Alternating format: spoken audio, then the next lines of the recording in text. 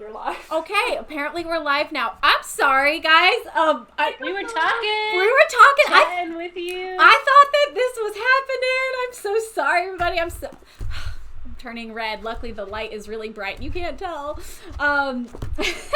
Let's see. I want to make sure interesting stream. Okay, I think I'm her seeing Wi-Fi. double. Oh my gosh, I'm seeing double. What is happening? They said your Wi-Fi is going cuckoo. Oh, someone says nice wig, so at least they can see your wig. I didn't see anything on Instagram, so Here we go. I was It's worried. working. Maybe she's It's going to working. inform. Okay, it's working fine. Okay. Thank you for the... Yeah, why can't I see? I can't see it either. Oh no! Okay, I'm sorry guys. We're having some technical difficulties, but welcome to book club. Okay, we're back. I'm seeing all the comments. Yeah, new wig color. We're good. All right.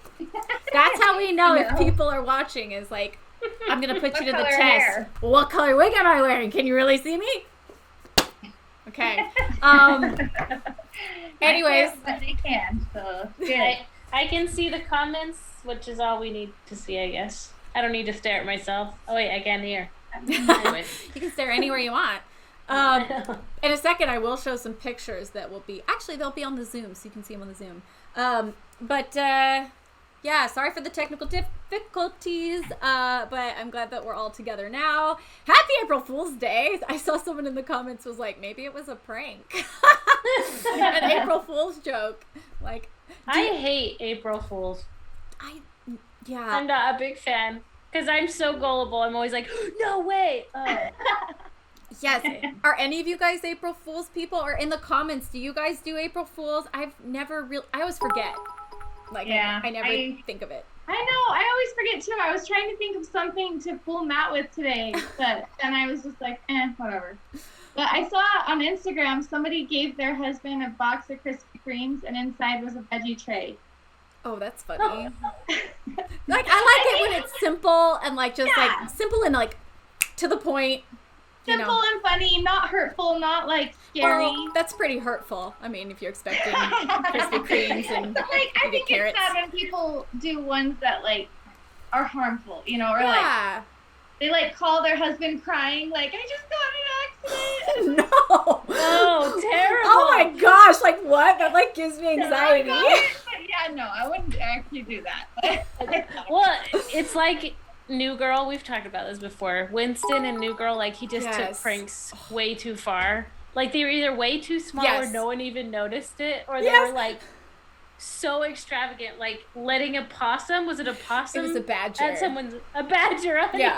someone's wedding, like, or that's just not funny. That's the thing about pranks. It's hard to find that line, and I feel like we face this every time on tour. Like, so, for anybody that goes to a concert, and if you see something kind of strange happening, it's either just a mistake or something weird, or a lot of times there's end of tour pranks that, like, it's like a thing in the music industry. And so the last night of tour, if there's like an opener and a headliner, they do a prank on each other, and it has to kind of happen on stage. And so if you ever, like, so you guys probably some of you saw on social media, I posted, like, Amy Lee came out to sing with me dressed as Chewbacca.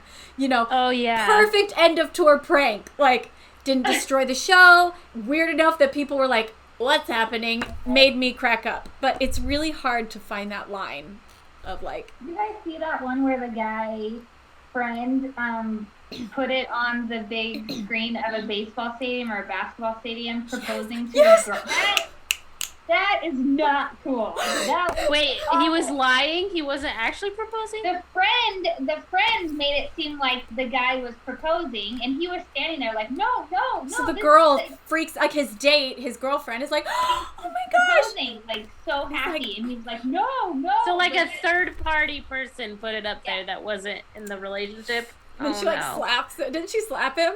Yeah, she slaps him. Like, runs away. And then to get him back, this actually was hilarious. They went to, like, a professional basketball game, and you know when you do, like, the blindfold free throw, and you can win, like, a ton of money.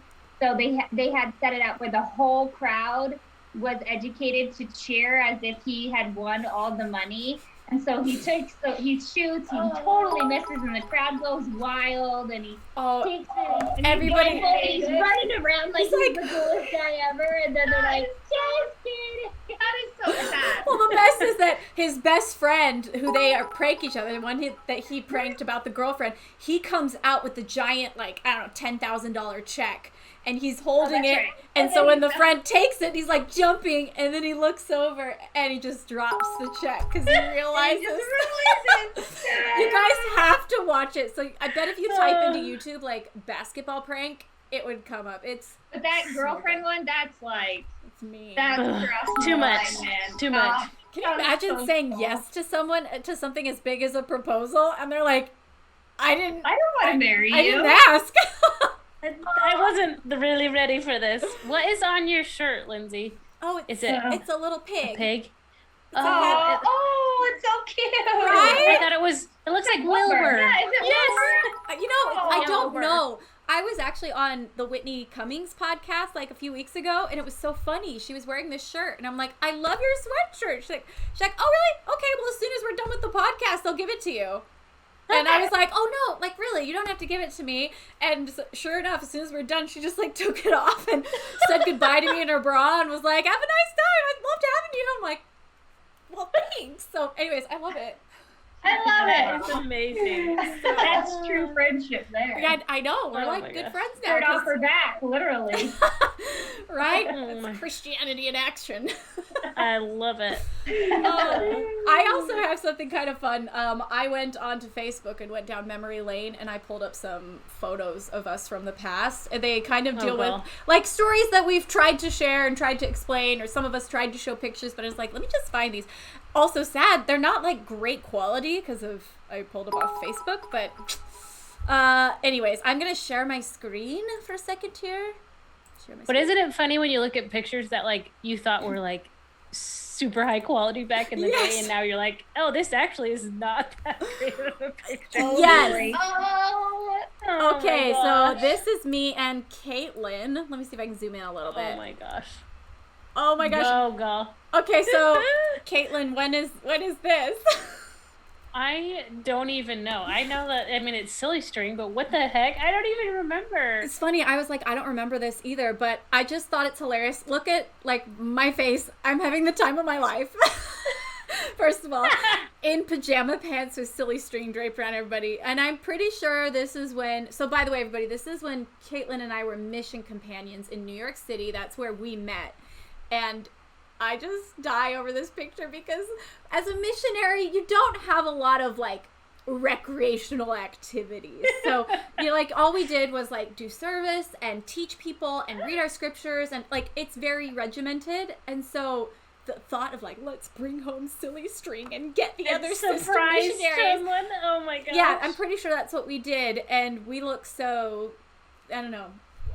Like the fact that we wanted to like document Silly String. Exactly. It's like, okay, everybody now. Like, also, no one was there to take the picture. We like set this up and timed the picture because this was such an important, fun moment that we had to capture. Like, I love the blow-up mattress in the back and the standard church couch and the. Oh yes, I didn't even notice the couch. Oh my gosh! Wow. Yeah, and that desk. Yep. You would look at this and be like, I already know what this is. Look like a couch. Yep. It's either that or like a dorm room, you know? Yes. Terrible. Some terrible situation. Okay, let's go. Yeah. Okay. We told you guys about this last week, how when me, Whitney, and Caitlin were roommates our last year of college, I believe, we decided to be, for Halloween, what were we, Whitney? Like Playboy, what do we call it? Reject. We were Playboy Bunny Rejects. Yeah. So we were like as if we auditioned to be Playboy bunnies and got rejected because like, look at this, like these costumes were like matted fur and like look at my ear it has a bite out of it. I love how you're also wearing a wig. Yes, well, because you wanted to be blonde with us. It was just so funny because so many like girls on Halloween, you know, would just like dress sexy just because like it was their chance, their opportunity to be sexy. So Lindsay is like, let's be not sexy. Let's try to be as unsexy as possible. No, I'm pretty sure, well, at least this is what I thought. Maybe I made it up, but we came up with it because Brooke was a sexy hunchback. Like, yes. was it that year or the year before? The and year I was like, before. that is so funny to be something that's like not cute, but like try to make it sexy. Try to make it sexy, yeah. And I was like, we gotta do something. Oh my gosh. So but good. Those are little like I don't even know, wrist cuffs are paper. Oh yeah. I ran out of time. I made these costumes, Lindsey by the did way. it all, of course. Yep, she did it. Everything. I made them, and I think I just ran out of time. So I was like, our cufflinks are gonna be. Why are we wearing cufflinks anyway? Somebody asked, "Did you get numbers that night?" No. Did I you don't ever get I told don't to think ask for so. our numbers? And I think it was like hard to explain our costume too. So many people were like confused. What? Oh They yeah, were people are like, what are you? But there's another picture of costumes in here. Oh well, first. Oh my gosh. Jenny! This is me and Janny. Look at my hair. Janny, these were your old dance costumes that you brought for us to play in college. We're playing. The best was when we would pull the hoods up because it was like, oh, they were so funny. We did a lot of fun things with this. Well, and this is us. We dressed in these and put the hoods up so that we could run to. Incognito. Yeah, we were trying to be stealth. I mean, how much more can you stand out than wearing shiny black? But we were running through the apartment complex, and we were going to our guy friend's apartment to steal this the love sack and steal it. The funny thing about these costumes is that one was mine and one was my sister's, and it was to the song Miss Independence by Carol Lee Clarkson. Yes. And so underneath these outfits we had on business attire things, and so part of the song was unveiling, getting out of this restricted costume. So it's just really funny to me. I can imagine trying to get these off in the middle of a dance. They were, even the fingers are in them. So funny. I remember we were so proud that we got this love sack to our apartment. It was on top of your. Didn't we put it on top of your car? Yeah, that's your car in the back that you had. Is that yours? Yes, that's my car. I had that until a few years ago, even. There you go. Oh, so funny. Okay, next. Okay, here's the other Halloween costume. Oh yeah, I remember you talking about this. This was the rainbow. Again, I think. Yes, I made all the skirts. You made all Yes, you did. I remember being so proud of them. Looking at them now, I'm like, these are so crappy. These are. I went to Joann's and picked out all the fabric. I was so excited. Yeah. Oh my gosh. Oh yeah, we had this. Oh, I forgot. We had the spandex, silver spandex. Yes. Oh yeah, to make sure we were modest. Oh my heck. And our hair, we dyed our hair. Oh my gosh, that was so fun. So fun, and that was another. You guys look so happy though, all of you. It was so fun. It's fun. Everybody was again "What are you?" And then we all. What were we? Just the rainbow or Skittles? Yeah, I don't remember. Rainbow, because we'd get an order and we'd all go like this, and they were like, "No, don't get it still." And we're like, "We're a rainbow."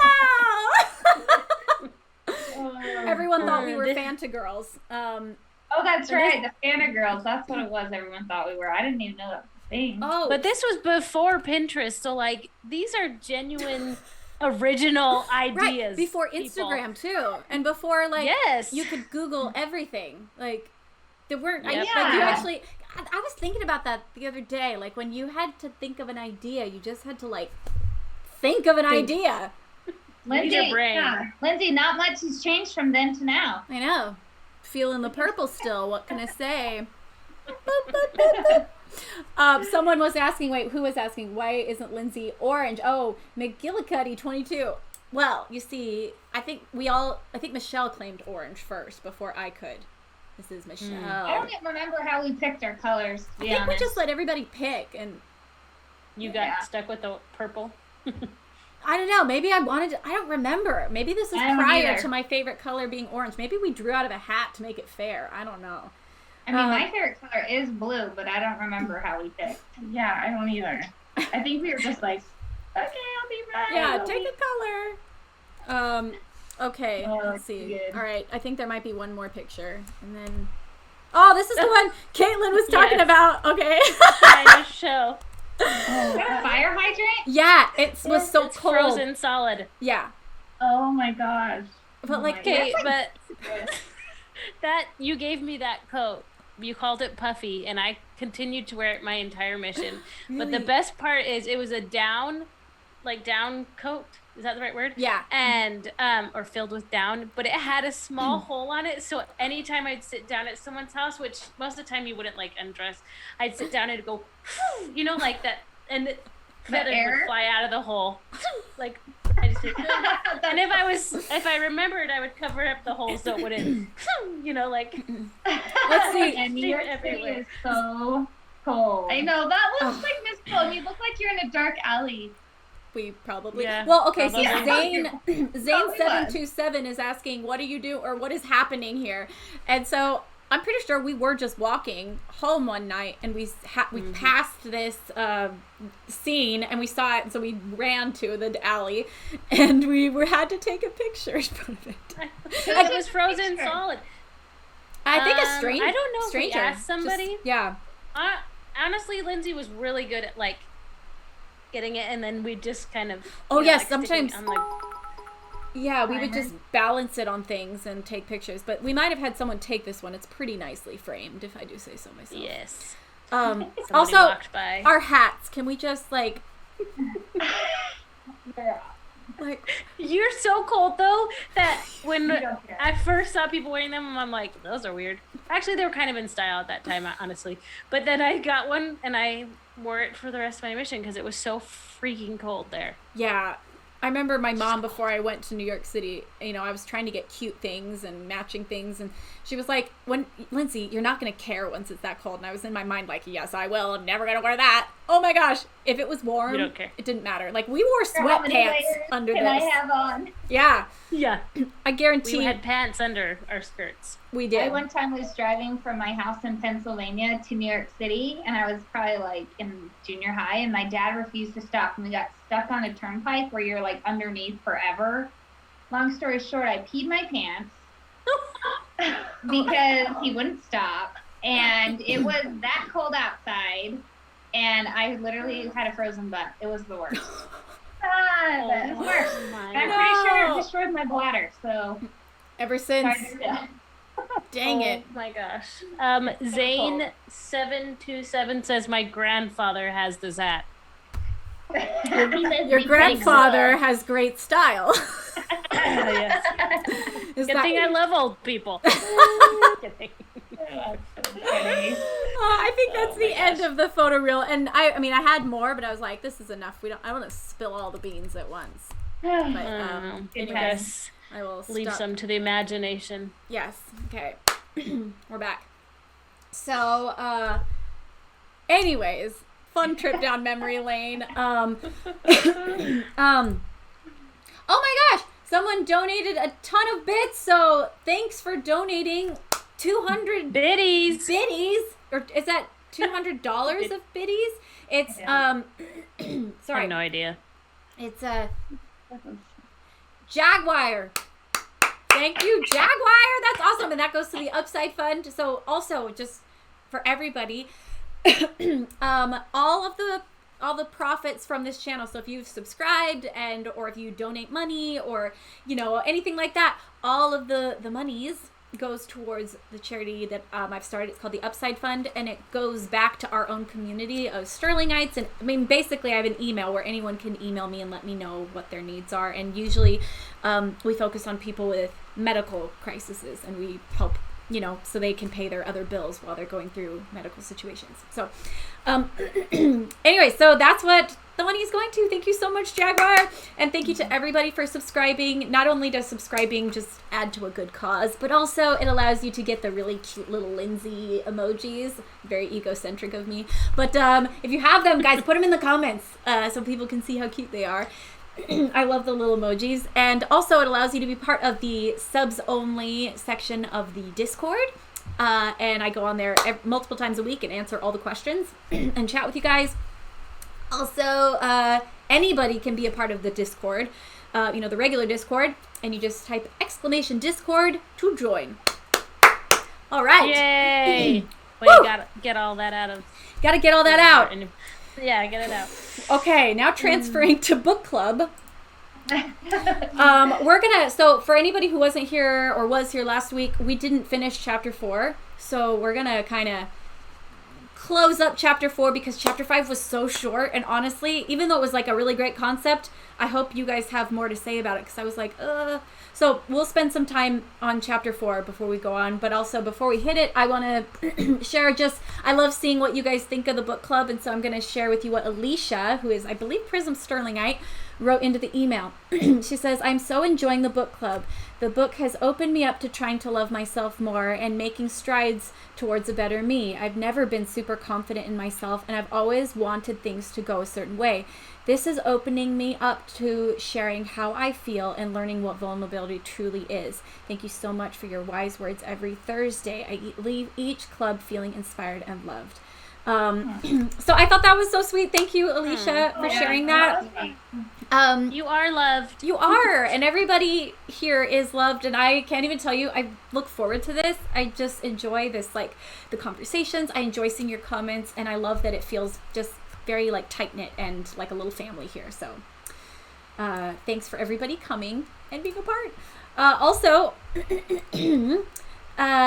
okay, I think to start the book club, Whitney, I was curious, since you weren't here last week, I'm going to put you on the spot. Was there anything from chapter 4 that you loved and wanted to share with us? There was a lot. But I'll share maybe like 2 main things that I loved. The first was on page 123, and it was practicing gratitude. And that just really stood out to me right now for some reason. I've just always believed that gratitude equals joy. And I used to be a teacher. I used to teach 8th grade health. Woo! I miss it. I miss it a lot. But that was one of my lessons that I taught. And I put on the board, gratitude equals joy. And I taught about gratitude. It was one of my favorite lessons. And so I loved reading this because it just reminded me of that and how I want to practice that more in my life. And Lindsay, I remember you might have mentioned this in the book club last week, that you had a gratitude journal, or that you still do have a gratitude journal, because I love that. I want to start doing that. It just really, this part of the book just really gave me motivation to be more grateful and like actually do something about it, like practicing it in my life. Yes. And Janny, I forget what you shared, but I remember I really liked it. I was like, that's a really cool practice, because like I always talk about my gratitude journal and I still do it, but you said something else that you do to practice gratitude that I really liked, and now I can't remember. Stop and actually say it out loud. Like, I'm feeling really grateful. Was it that one? Yes. Stopping in the moment.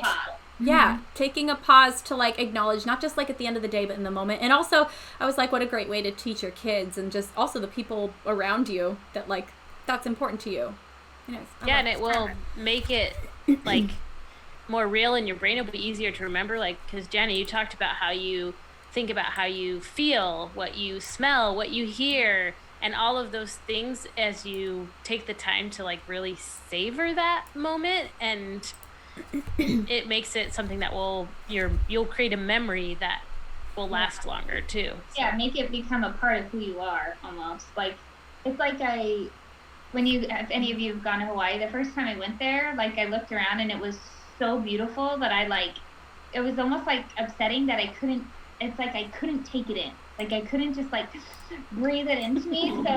So now like that practice of like stopping and acknowledging all those senses, it's almost a way of making that moment a part of who you are. Mm-hmm. Yeah, I love that. I loved how she talked. What was it, her daughter, when she was telling the story? The picture memory. Yeah, what you're saying, taking a picture memory. Mm-hmm. And I love that too. And on page 125, number 1, she says, joy comes to us in moments, ordinary moments. We risk missing out on joy when we get too busy chasing down the extraordinary. And we've kind of discussed that a little bit in the previous chapters, just of like being afraid to be ordinary, when really it's like the ordinary moments that are what bring us the most joy. And so it just made me stop and think just about taking more of like those picture memories and really appreciating the little moments I think especially right now for me, it's like being a mom and like finding joy in those little moments and remembering those. And Caitlin, you've even talked about a long time ago in Marco Polo, like remembering certain sounds that your children make, or like certain smells that. Do you remember that, Caitlin? Mm-hmm. When like you mentioned like remembering the sound of like your toddler running down the hall, and like those like little things are really the big things, in life. Mm-hmm. So I just love the reminder of being grateful and reminding myself that that's where joy comes from, is having gratitude. Yeah, I love that. And it just all comes back to like, what perspective are you viewing your life through? Are you, because what perspective you view it through is going to determine everything about how you feel. Like, so much is more about that than it is about situation.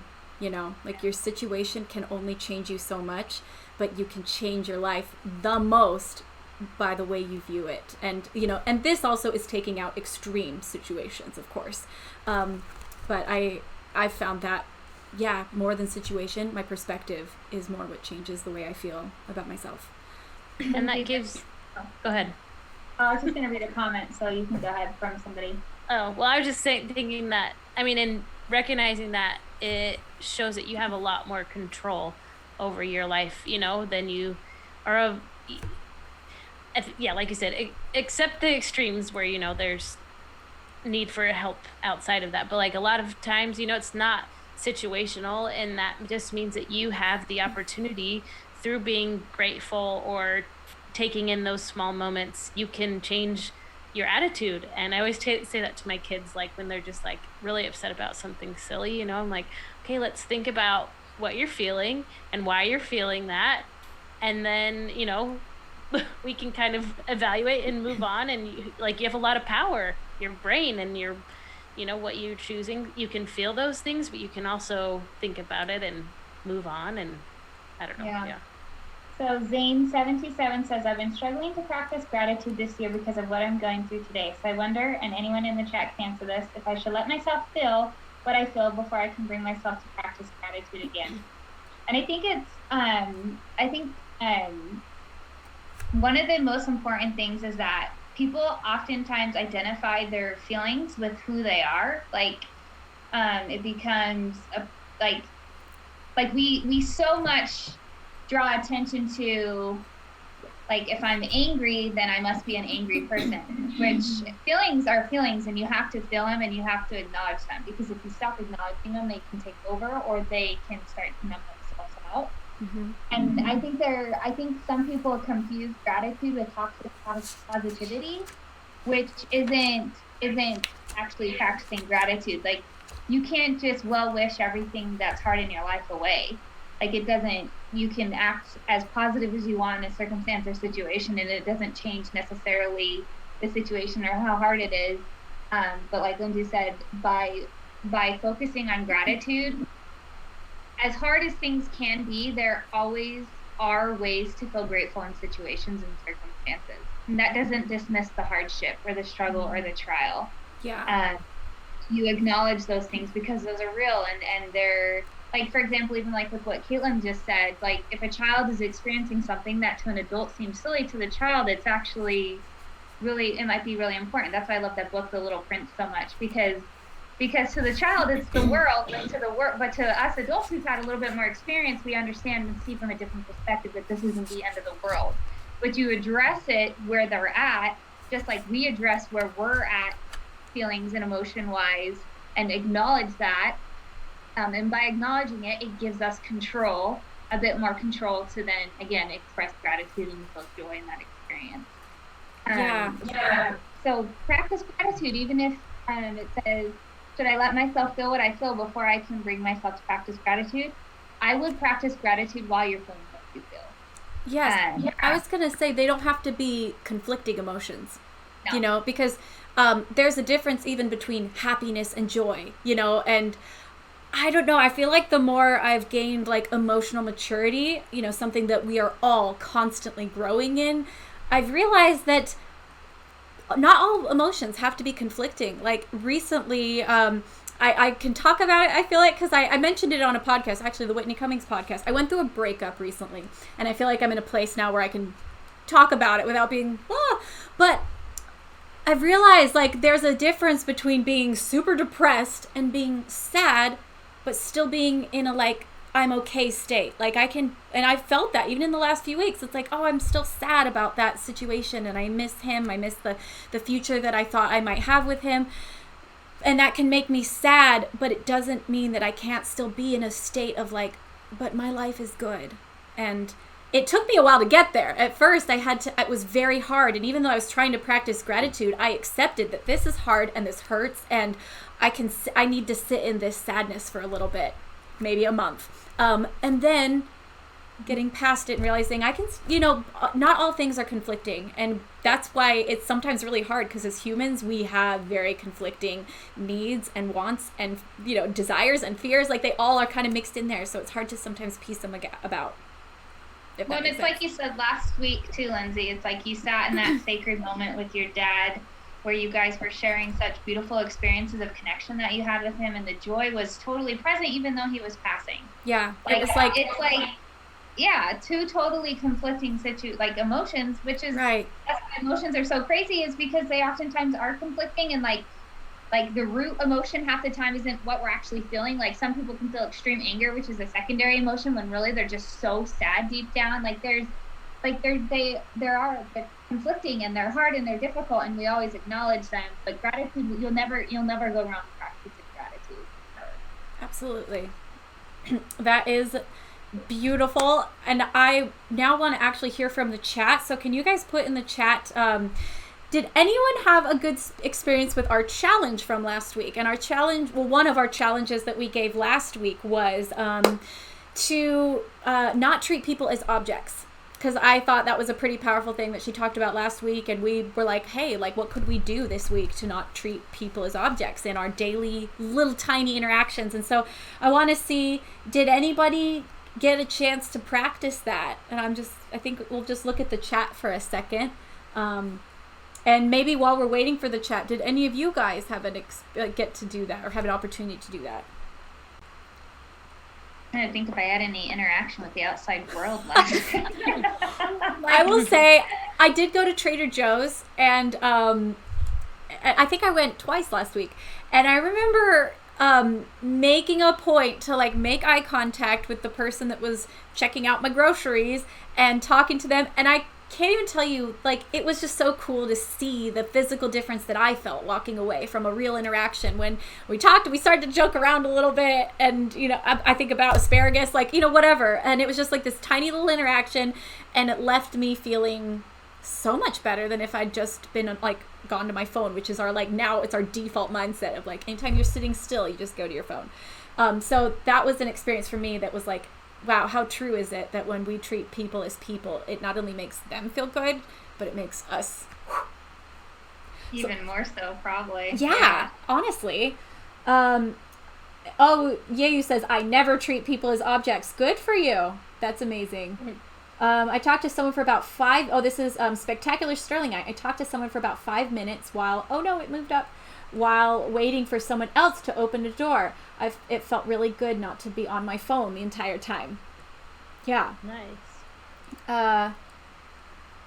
You see the one about, it didn't happen last week, but my mom went to Chili's. This is Prism Sterling. Went to Chili's to pick up food one day, and a lady complimented my mom on her hair, and she said she's always wanted that color. It made my mom feel better, and it was such a sweet reaction. That's cute. Mm-hmm. I like that. I love that.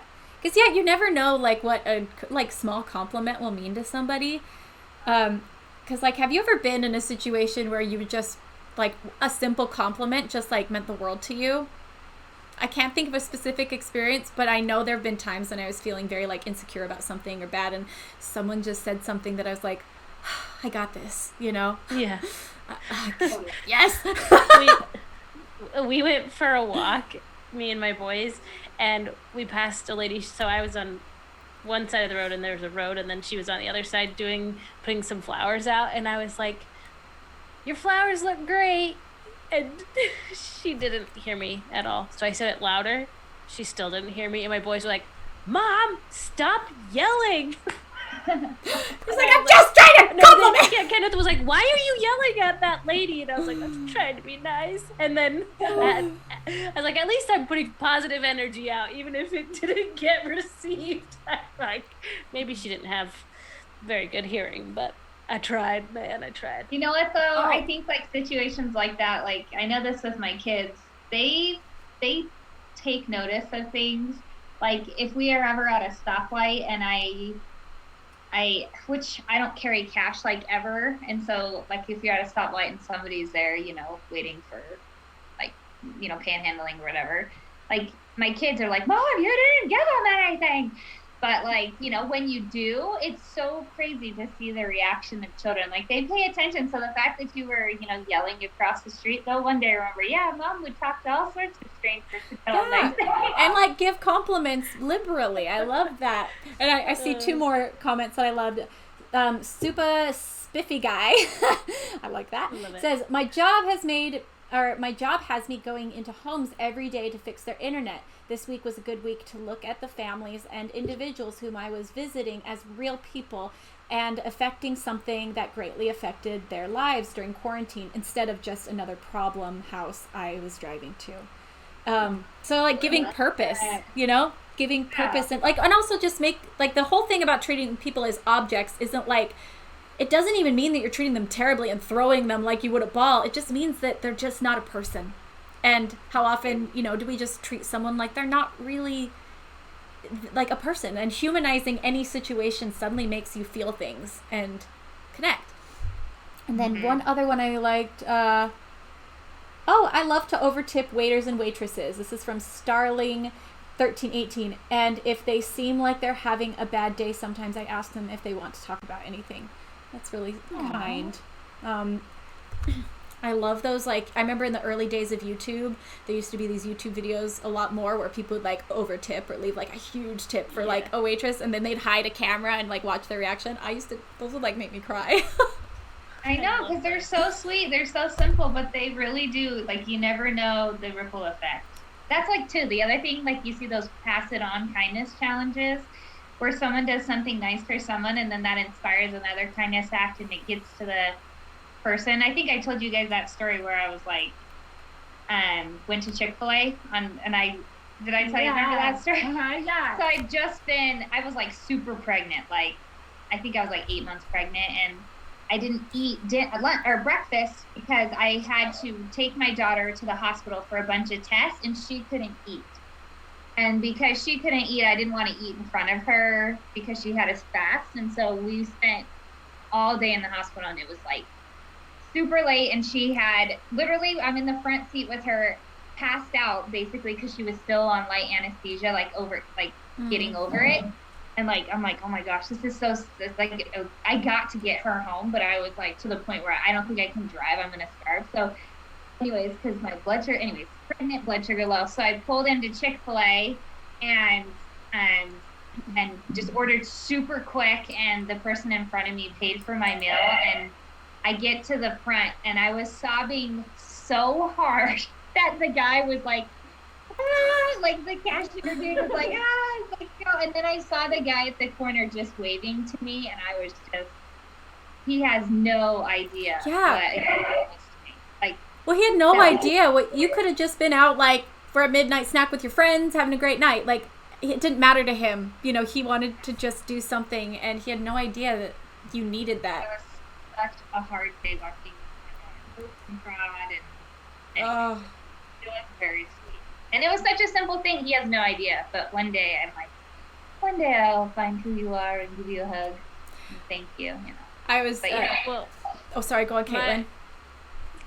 And this is something that my parents taught me, like, when you do something for someone, it's really nice to do it anonymously, because then that person doesn't have anyone to thank but God. And so, like, you know, or put out positive energy to somebody else, and that creates momentum. So, like, even though you can't hug that person, you can hug somebody else that needs it, and you can, you know, like, I love the idea of it just paying forward and creating more gratitude, like, rather than just for a person, but gratitude in general. Right. I love that, Caitlin. I never point. thought of it like that. I love it. I also like Analog Kid 75 says, I talk to the janitor at work. Usually I'm absorbed by work and I don't appreciate those who, and I don't show appreciation to those who take out the trash.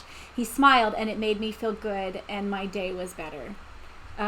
You know, and it's just cool that like even something as simple as like talking to somebody or smiling at somebody can have like what Caitlin was talking about, that same ripple effect to like they might go on and like go out of their way to be like, how are you today? You know, it's just like the little things, and it's all about the little things is what will change like the world. Let's see if there's any more. This Monarch Mike says, stopping to praise a person who has been working hard to clean up and plant their garden, pulling over, jumping out, helping out because it seemed like the right thing to do. Made a new friend, helped a new friend, took nothing to make a new friend. Yeah. British Benji also says, one time I was at Mo's restaurant and I was about to order when the worker was crying and I asked if she was okay. She told me her grandfather had just died and her boss wouldn't let her take a break even though she was begging. I refused to take an order and told the boss that I wasn't going to order until he got someone else to take my order because this woman needs a break. Oh. Way to stand up, British Benji. Stand up for the cause. Well, too, honestly, think about, and I think we're going to get into it in the next chapter, but so I won't go too much, but the ability, the culture in companies and organizations, families, if you don't treat people like humans, it's a harsh environment to be in. And I think sadly, we've transitioned a lot to not consider people as people, and they're just objects, and it destroys. So good job standing up. Awesome. Well, do you guys want to dive in? Let's dive into chapter 4 a little bit more. I think around page 51, 51, 51, 152 for anybody who's following along. Again, we're reading Daring Greatly. And I should also say the reason that I love this book so much is, one, it really inspired me so much in my writing as a musician. This was the whole thing. This book inspired my whole Brave Enough album. And I really like to draw inspiration from different things as a writer. And also I honestly don't think I would be able to make it as a musician if I didn't have practices like the stuff it talks about in this book to help me deal with my own feelings of inadequacy. I don't know if I would have been able to get over some of these hurdles that like I went through in the past when I didn't know if I would be brave enough to write another album, and I was so scared. And actually I was talking to Janny on the phone and she recommended me read this book to help me get through this like fear that I was facing. So this book has helped me create music, it's helped me be an artist, and that's why I really wanted to read this book with you guys. And I think it applies to everybody. Okay, so this section that we're going to talk about right now, it talks about the Viking or victim mentality. I don't know if you guys have much to say about this, but it was interesting to me because I was surprised that so many people think this way. Did that surprise anybody else, or is this something that rang true to anybody?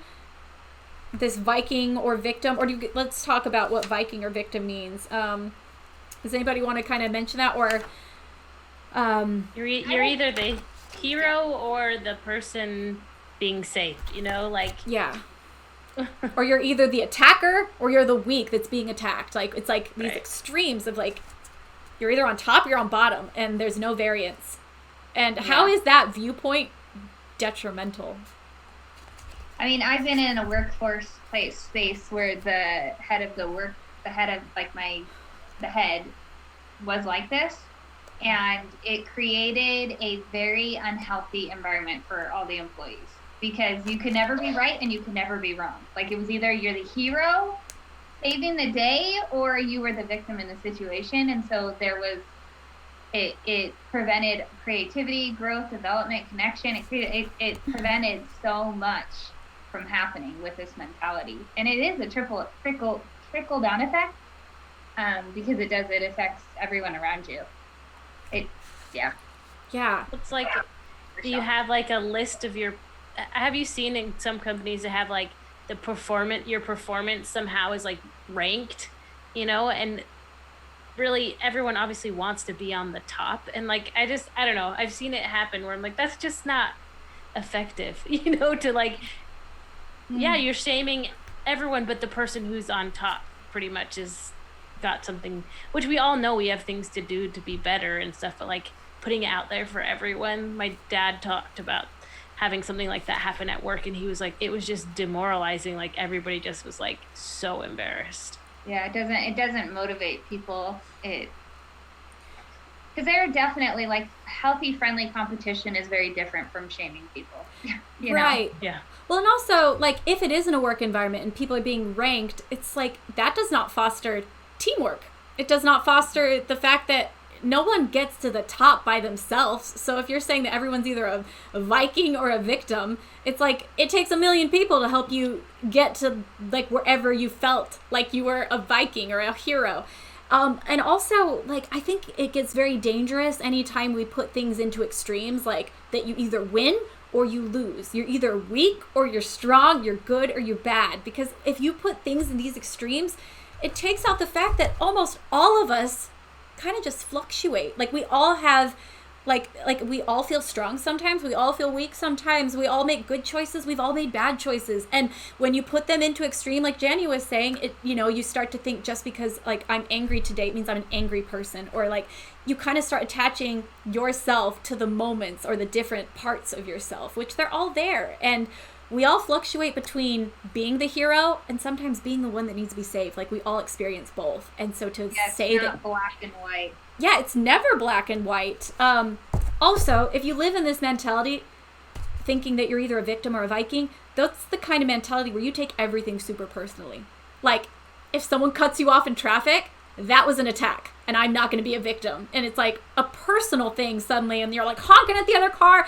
Like, they don't know who you are. It was probably an accident, most of the time. Like, they probably didn't mean to cut you off. But it's just like, everything that happens suddenly, if someone does something at work, it's like, oh, they meant to, slight me. Like, I would think that if you're living in that mentality, everything would become very personal, which I really try hard to live in the opposite mindset, that most of life isn't personal. Most of the decisions that everyone makes is because that's their perspective and that's what they need. It's usually not about that's what their friend, it's not to hurt their friend. It's not to hurt Lindsay. It's usually like that's what they did for themselves or their own needs. And life's just not usually, like, if you can take life not personally, you won't be so on guard all the time.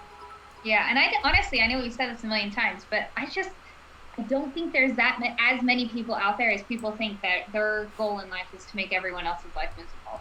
Like, yes. Most people are just doing the best they can with what they have and trying to live life. And when, like you said, when you have that Viking or victim mentality, a lot of blame comes in and a lack of responsibility. Yes. Like you'll take ownership when things are going great and not probably contributing some of those, like you said, to your team or those that helped you get there, but you're really quick to blame when things don't go as you'd like. And yes. You can't grow and develop like that. Yeah. I like some of the comments people are sharing experience.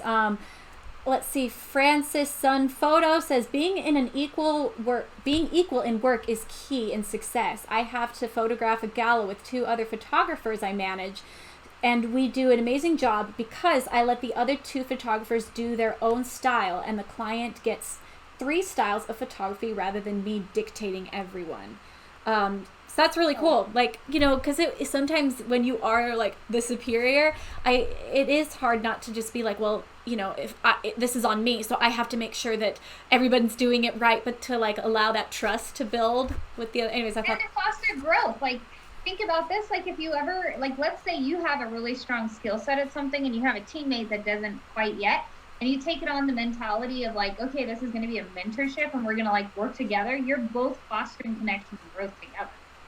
Like, yes. But if you're like dictating it's going to be this way, you're preventing that innovation, and you're also preventing yourself from opening up. Like, guess what? You may not have the best ideas all the time.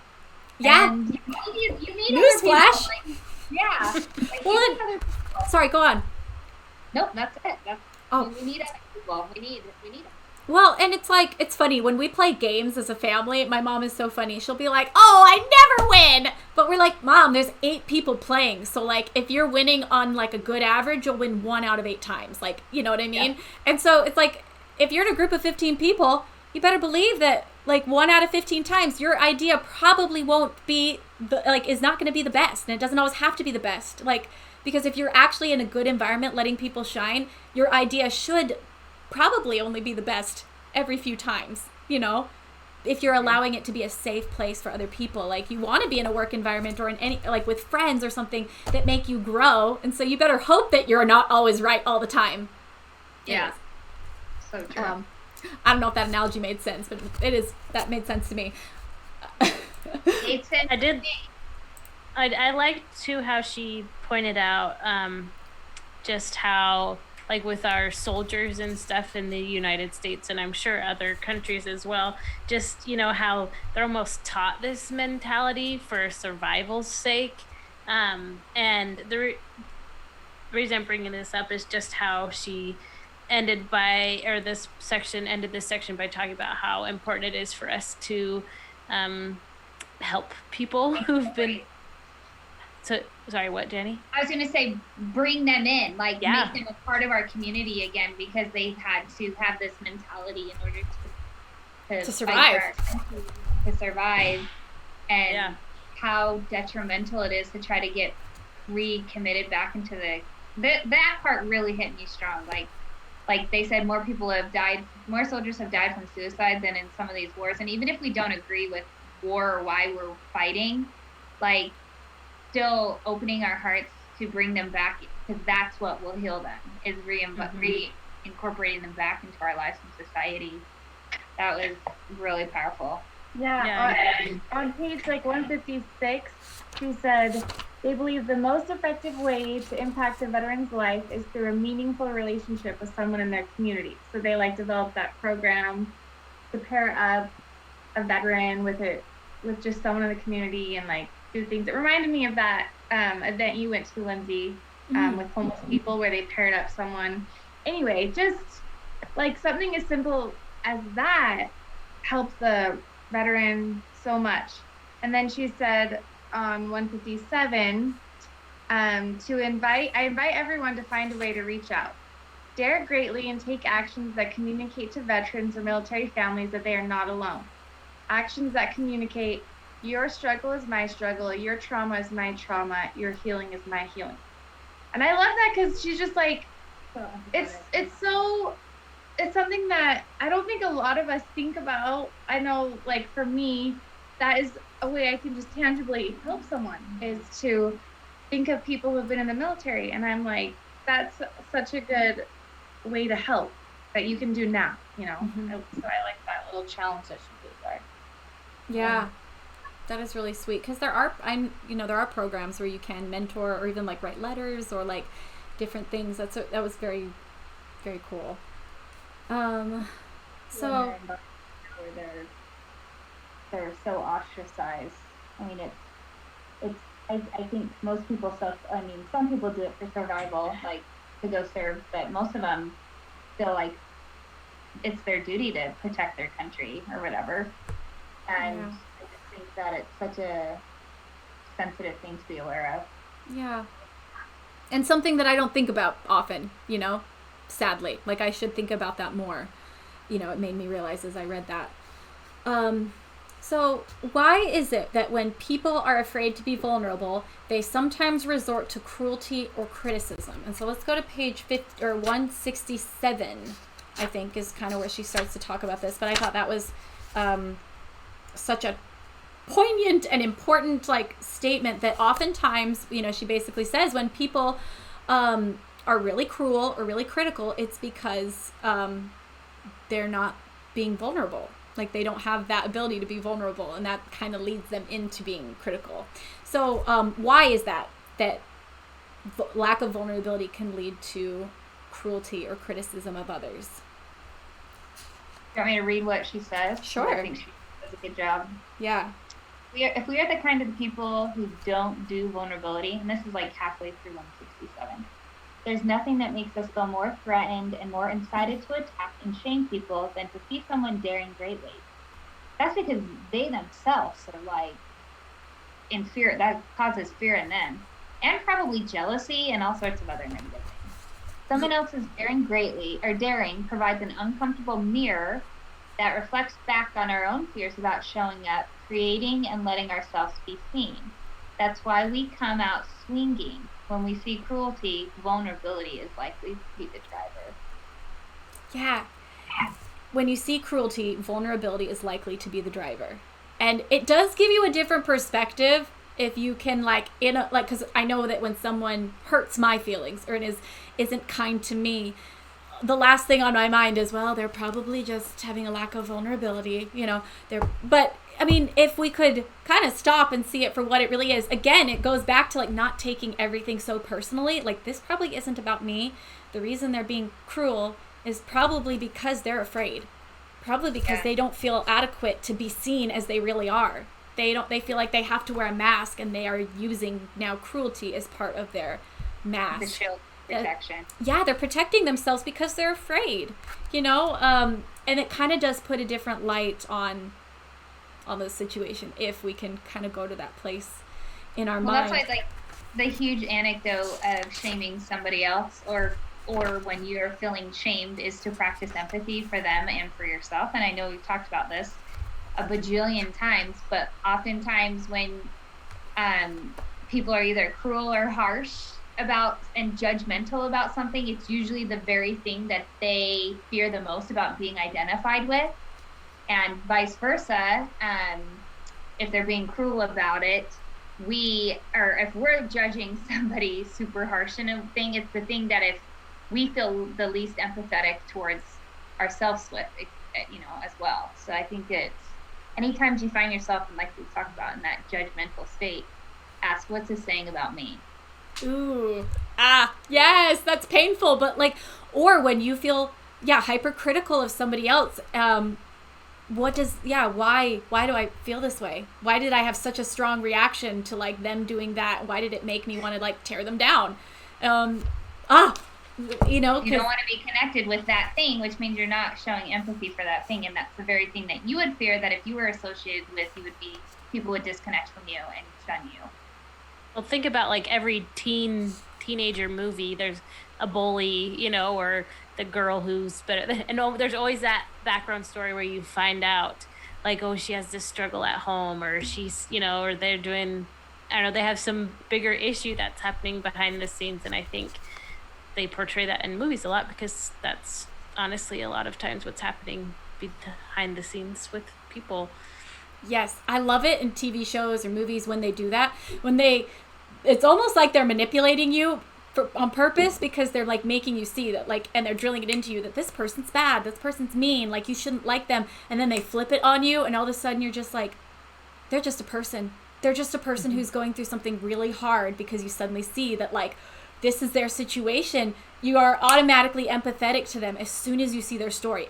All the episodes leading up to that of you being oh, they're not good, can be switched in an instant when you suddenly see a fictional character's background. And so it's Maleficent. It reminds me of Maleficent. Yeah. Oh, I love Maleficent. I love that because you just always view her as the evil, and then they switch up on you. Yeah. Random, but no, that's perfect. No, for sure. I mean, I loved Maleficent for that reason. It's taking one of the scariest childhood villains I can remember and turning her into a very empathetic character. And it's to think if we could just see and take a step back and realize that everybody has a story. And I remember I was in a speech one time, and I was listening to this guy speak, and he shared something that always has stayed with me. He said, it's impossible not to love someone if you truly knew their story. And I thought that was really powerful. If you really knew everybody's story, I don't think you could help but love them, almost everyone. Hi, Abigail! Let's see. I wanted to see some of these comments.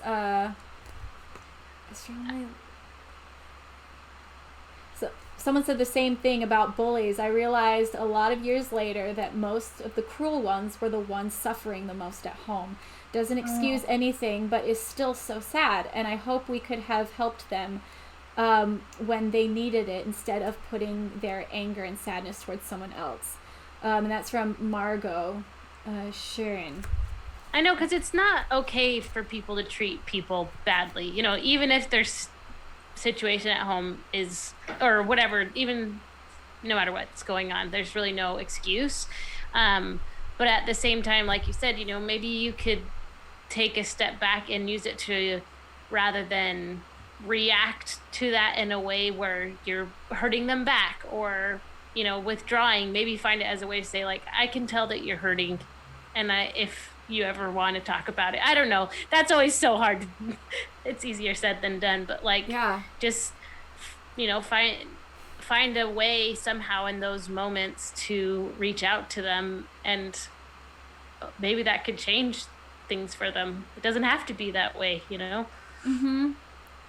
Yeah, and I that's so true, because like, it doesn't excuse anything, but it does also, it makes us not harbor everything inside of us. Like, if you can understand, you know, that people's reactions to you like are probably more about them, it helps you not like hold on to like the anger, because it's hurtful when someone tries to hurt you, or it kind of can bolster you up and make you upset, and it would be healing just to think the opposite way, you know, like you were saying, Caitlin. And this could be in big moments. It could also be in like the little tiny moments, you know, just so, like, I remember Brooke, my sister, I always talk about her. She shared an experience with me where she was in a parking lot and she was like super duper pregnant. Oh my gosh, this story literally made me cry. I know, especially because I was like, I wouldn't have responded that way. I wouldn't have responded. And it made me be like, look into yourself, Lindsey. And anyways, I was like, try to be better in my everyday interactions. But she was trying to get her twins out of the car seats in her big truck as she's like 8 months pregnant, and she's like struggling, and a woman like was trying to park in the spot next to her and honks at her. Is this the story you were talking about, Caitlin? Oh, okay. And she honks at her, and because she couldn't see that Brooke was pregnant, and Brooke kind of looked around and was like, there's plenty of other parking spaces right over there. You know, like, and she kind of like put her hand out like 1 minute, and the car honks again. And so Brooke very justifiably could have shown her pregnant belly and been like, what the heck? But instead she just like leaned out and smiled, and she was like, sorry, you know. And she said that then the woman parked somewhere else and came over and apologized and explained she just had a really bad day. And they had a really sweet interaction where if I had been in that situation, I probably would have come out swinging and been like, what can't you see? And then we both would have been angry. Like, we both would have left that situation being like, well, she was a jerk, and she'd been like, she shouldn't have reacted that way, you know. But you can change situations based on the way that, if we have the courage to react without fighting back, without this Viking or victim mentality. If she'd been in a Viking or victim mentality, then she would have been like, well, in order to not be the victim, I have to fight back. And, you know, anyway, so I've always... Well, and she even... sorry, you missed a tiny bit of the story. Please. But it was just that, you know, she ended up having a quick conversation about being like, oh, I remember when I was a young mom, you know, and like made a connection. And then the woman goes and helped her adult handicapped son out of the car. Oh, right. Like, I forgot that. It wasn't just like she had a reason to park the closest parking spot, you know, like, and Brooke was like, oh, like, I get it now. And the woman, she understood Brooke understood her. Yes. And they were also able to connect in a way that, like, I don't know, I loved that story because it's, you know, there's so much when we give people grace and give, you know, people just a little bit of understanding. Yes, it can create connection and it can create understanding in a... Yeah, I love it. Thank you. I forgot the most important part of the story. The challenge next week should be something like give people a little grace for the benefit of the doubt. Yes, I love that. That's a great challenge, Janny. So say that one more time. Give people a little grace or benefit of the doubt that week. Yeah. So maybe that's, you don't flip somebody off that cuts you off, or I don't know. I don't get road rage, but my husband does, and I'm always like, what if their wife is home and the baby's barfing and you have no idea, you know? I always tell myself if someone like cuts me off or something like that, I imagine that I'm going to pull up to the same place as them, because that's happened to me before where I kind of was like annoyed.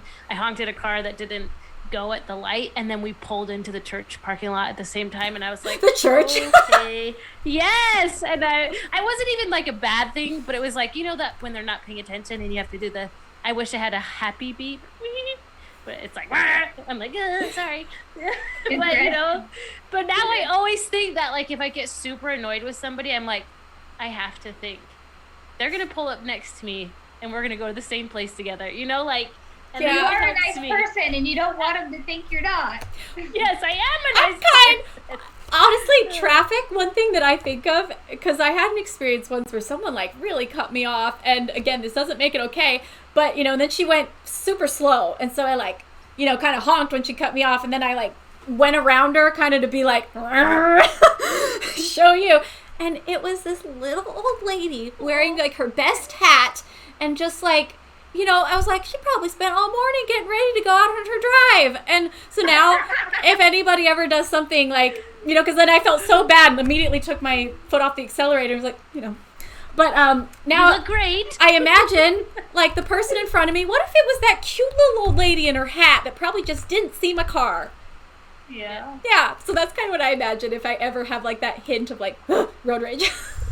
Yeah, or like seriously, I can't tell you how many times I've had conversations with my kids about not screaming in the car because I have anxiety, and when they do it, it like startles you, and sometimes you make stupid moves, not, you know, and so it's like you just never know. Like half the time people probably don't see, maybe they're not super aware. Like of course you want to be aware while you're driving, but sometimes we make mistakes and do dumb things, and we're not bad people for it. Yes. But yeah, that's a good you're challenge. like, you need to figure out what your triggers are, because mine is definitely driving. I'm like, why am I always so embarrassed if I do something wrong and I'm in the car? I don't know why it's like so much bigger than like, you know, if you trip and fall, but if you like accidentally go when it's not your turn at a stoplight, you're like, I'm so sorry. Well, that's a big deal.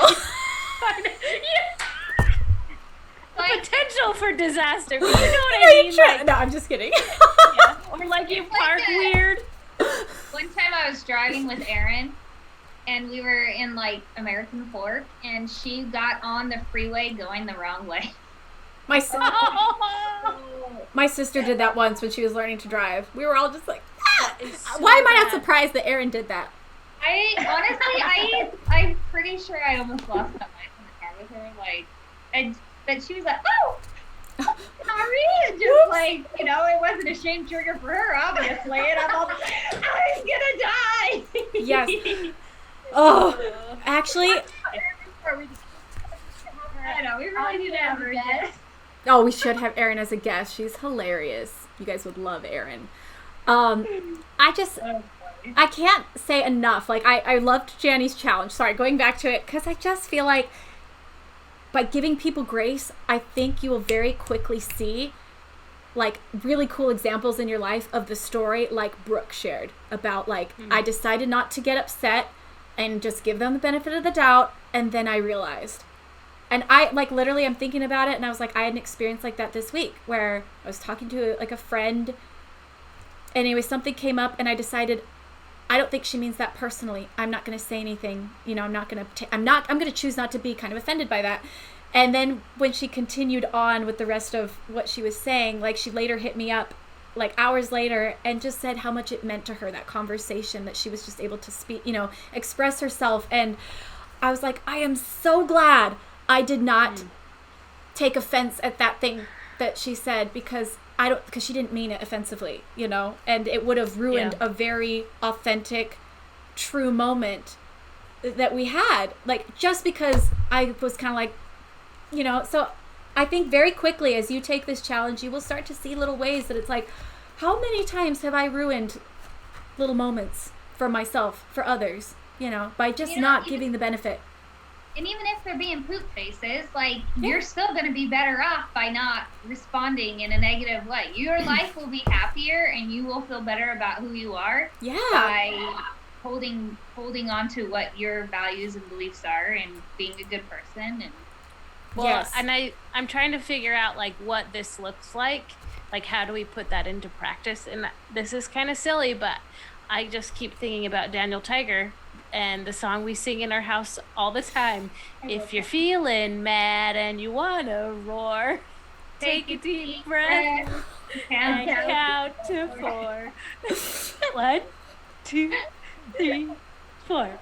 Oh my gosh, my kids are probably like, what's she doing in there? But seriously, like, it's giving yourself, because those emotions and those feelings are gonna happen. Like, it's not like if someone does something rude to you, you can't stop yourself from like reacting in a way, you know, emotionally. But take a deep breath, count to 4, and take that time to like think about them as another human. As a human, you know. And even more so, if you do respond negatively, go back and apologize. Like, how much even more profound would that be? Like, if you find yourself that you did respond negatively, own up and go back and say, I'm so sorry that, you know, I'm sorry. Can I share a story about that? Okay. I was in an airport checking in one time, and actually, it was when I was trying to get home to see my dad because he was super sick, and they'd found a new tumor in his brain, and we just didn't know. Anyway, so I was super emotional, and I had Luna with me, and I snapped so hard at the woman because she wouldn't let me take Luna on the plane, and I was freaking out, and I was like, and then I calmed down, and I went back and I apologized. I said, I'm so sorry. I shouldn't have snapped at you. And she goes, it's okay. I'm a big fan of your music. Oh.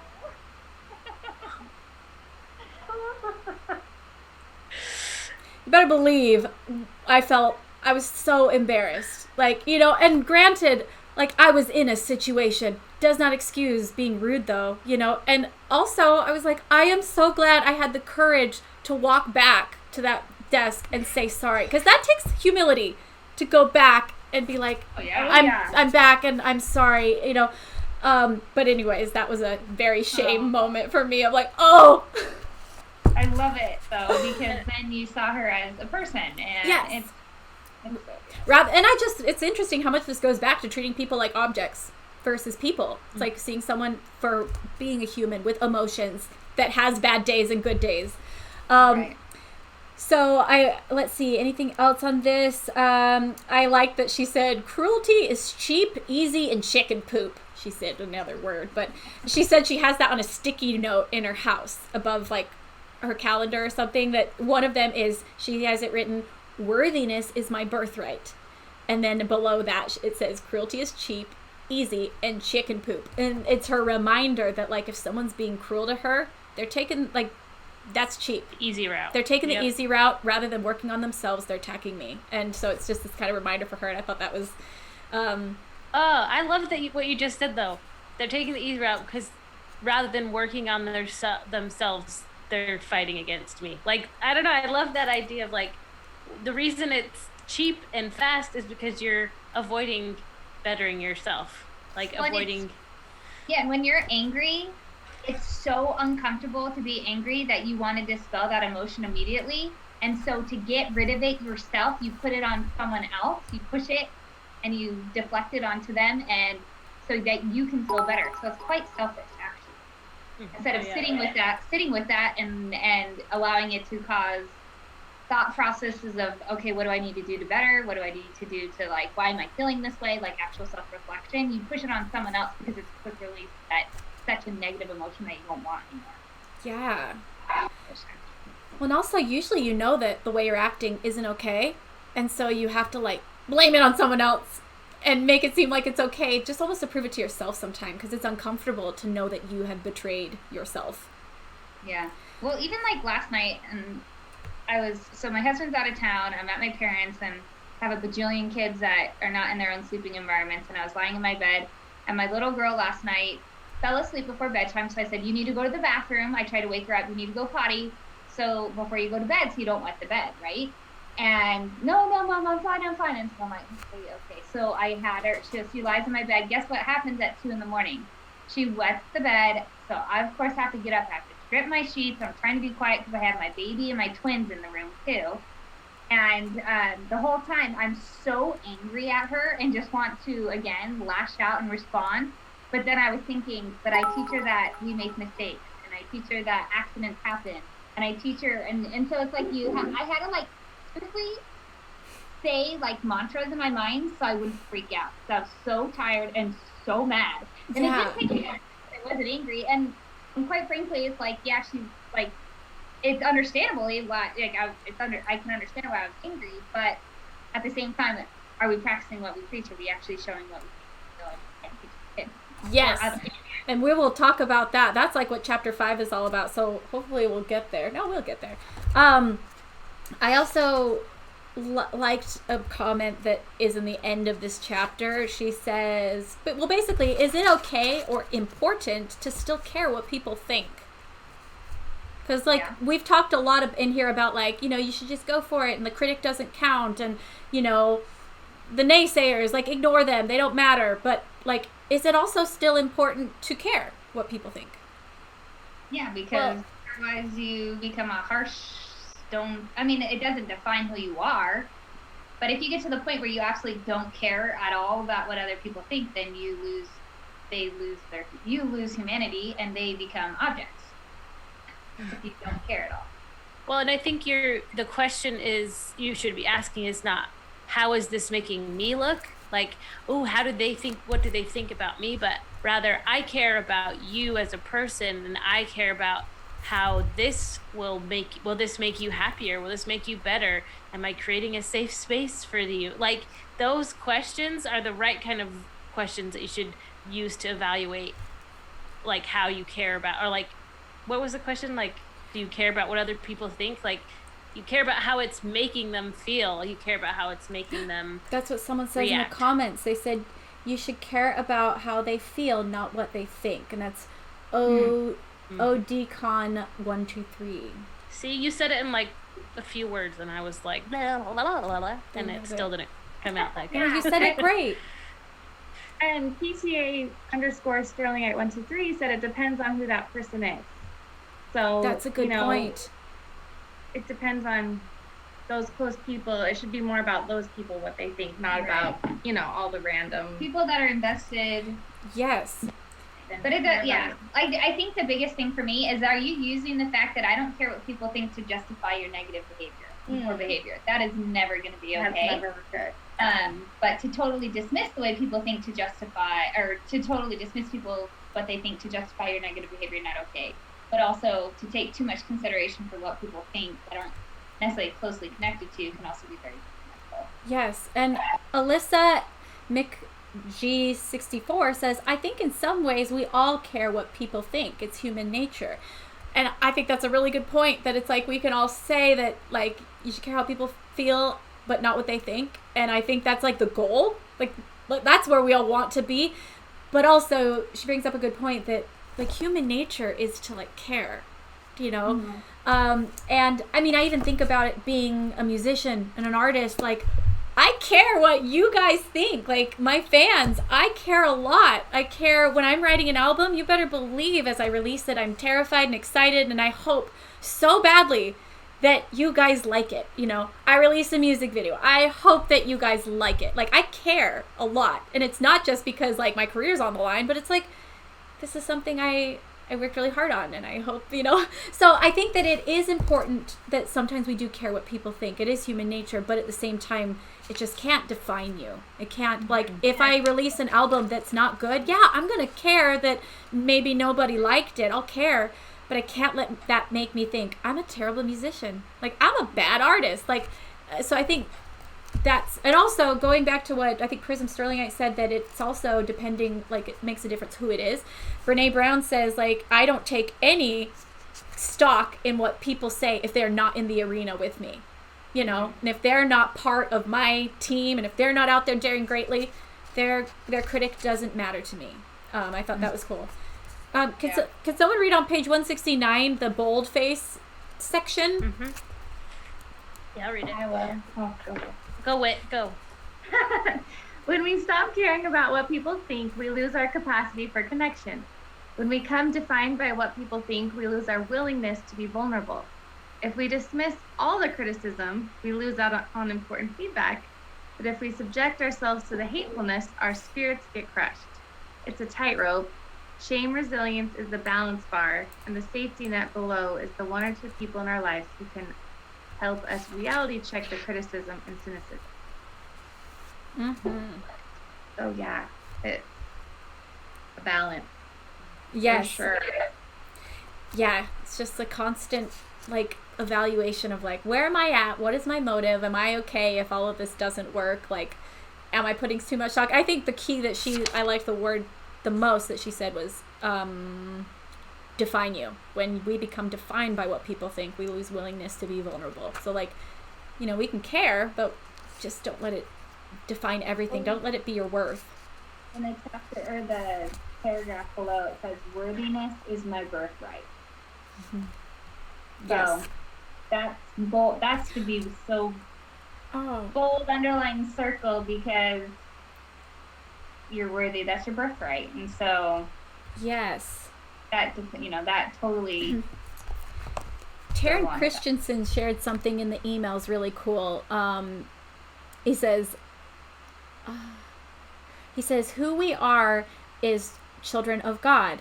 I wish that was the recognized culture for everyone. It is the culture of everyone, as we are all children of God, and we ought to treat one another that way. But unfortunately, not everyone recognizes that our identity as children of God matters the most. And, you know, not everybody may believe in God, and everybody may have different beliefs, but I think that, like, the way that Taryn was saying, like, believing that you're a child of God makes you realize that part of being here, part of existing, is having value and being worth it and being enough. Yeah. Just as you are. And, you know, and if you don't believe in God, it's also like, there's other ways to find that same value. Like, you are a human, and just being human that's enough. Yeah. So, okay, I like that. Thanks, Janny. Okay, so let's see. Is there anything else in this chapter we want to talk about? One thing on page. Didn't you talk about that last stretch mark friends? Mm-hmm. Did we talk? Yeah, we talked about that. Yeah, you talked about that, but just wanted to say that again. And we were talking about how grateful we are for each other as friends, and that we can have one another. Anyway, so I liked how she said that she carries a small sheet of paper in her wallet that has written on it the names of people whose opinions of me matter. I thought that was a good idea. Yeah, I like that too. And we were all saying afterwards, we're like, we're each other's stretch mark friends. She also says the only true currency in this bankrupt world is what you share with someone else when you're uncool. Because she talks about the need to be like, sometimes we have to be cool. And she's like, the people that you can be uncool with, that is where you can truly, like, I like that she called it, like, the currency. That's where you're true, like, that's people who see your worth, you know. Yeah, like when we were together, we didn't even get dressed, really. Well, we Whoa, sorry, we had our jammies on. That would be a really... We just hung out naked, yeah, okay. On one I'm not rollable. I'm not rollable enough for myself for that. Yeah. I do like on page 170, she talks about cruelty again, and says, making sure we take responsibility for what we say is one way that we can check our intentions. Dare greatly and put your name on your posted comments online. If you don't feel comfortable owning it, then don't say it. And I think that's just a good reminder for everyone, you know, like, there's some places where you can put things anonymously, but if you can't put your name with it, then you probably shouldn't say it. Yeah. And like own what you're gonna put on there, and just be intentional with the things that you say. There's so many trolls out there, which I don't understand, but you know, just make sure you're... Yeah, that's one way you can be cruel, so be careful. Be careful. Well, also, I loved this, like, she talked about it so briefly, but I want to ask you guys before we move on. I just remembered, if you find yourself in a place of blaming or being critical of others, which I think we've all been there before, you know, whether it's like a chronic thing in your life or whether it was a moment. So what can you do to change if this is a habit? You know, if you realize, if like any of us realize, oh my gosh, I blame a lot. I blame people a lot, or I can be really critical, and it's probably because I'm not feeling good about the way I am. What are ways to help change this? I mean, it's like we talked about, I think whenever you find yourself blaming or being critical, do a self-reflection. Like identify the thing that you're being critical or blaming, like actually identify what it is, and then say, how is this a part of who I am? Or why do I feel so strongly about this? And oftentimes as you do that, you'll open the doors to a lot of probably painful and hard places to sit and be.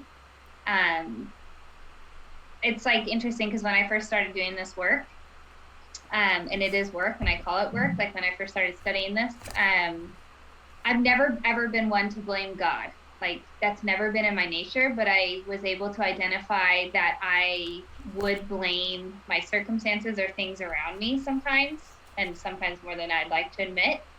And it took effort and energy and mindfulness and practice to identify when I was doing it and then peel back the layers to figure out why. And then as soon as I was able to understand the why I was doing it, then I could learn to control the blame when it would happen. And oftentimes it did go back to fear of disconnection or which is shame. It went back to those shame triggers, and I was able to identify those things. And it was a painful process. I'm not going to lie. Like it wasn't very fun. But as you do it, your connections with other people are strengthened, and your connection with yourself is strengthened, and you just feel better. You become a better person. But yeah. Sterling Edit says self-reflection is one of the most powerful and effective ways to check in with, to check who we are and what we are saying and what we believe in. It is a way of reflecting on what really matters to us in life. And then PTA Sterlingite said, same, Janny. So they really related to what you said. Well, and that boy named Kelly said, confess it to yourself and your circle. Like, I think that's a good first step. Like if you're, like you said, Janny, identifying it and trying to figure out like why or whatever, it's like calling it out and verbalizing or writing it down is a good first step for being like, okay, I recognize that I'm doing this. And if you have a group of people that you feel comfortable with, say like, I can tell this is an issue for me and I'm working on it, and I would love your feedback or your help, or if you notice I'm doing it or something like that, hold me accountable. Yeah, exactly. It's a defense mechanism. And so like you said, we've talked about how when you're feeling shame, the best way to dispel it is by reaching out to those that you feel safe with. So one of the things that I would encourage people is to have a list of people that they could reach out to when they're experiencing that. And even like when you feel like you're blaming, that's a defense mechanism. So why am I feeling defensive? Why do I feel this way? Okay, it's because of this. Who can I share that with? Like, and everybody has different people that they can share different shame triggers with. Like you might be able to share it with your mom, certain shame triggers, but you know that you can't share this with it, or it opens a can of worms. Like we all have different people that you can talk to different things about.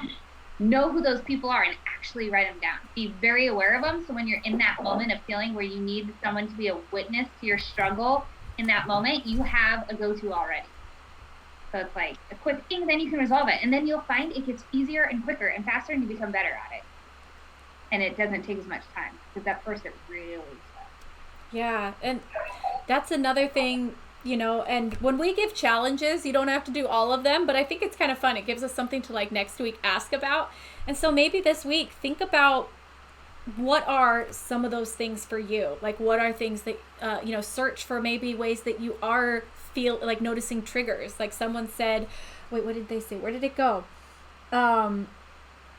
I need that for talking bad about myself, said Prism Sterlingite. So like letting your friends know, hey, if you notice me talking bad about myself, call me out.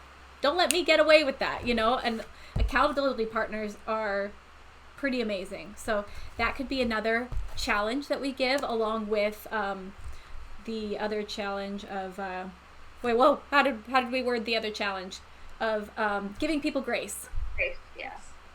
Daniel Tiger. Before we go on, I want to take a moment to call out some subscribers and people that are joining us. So thank you.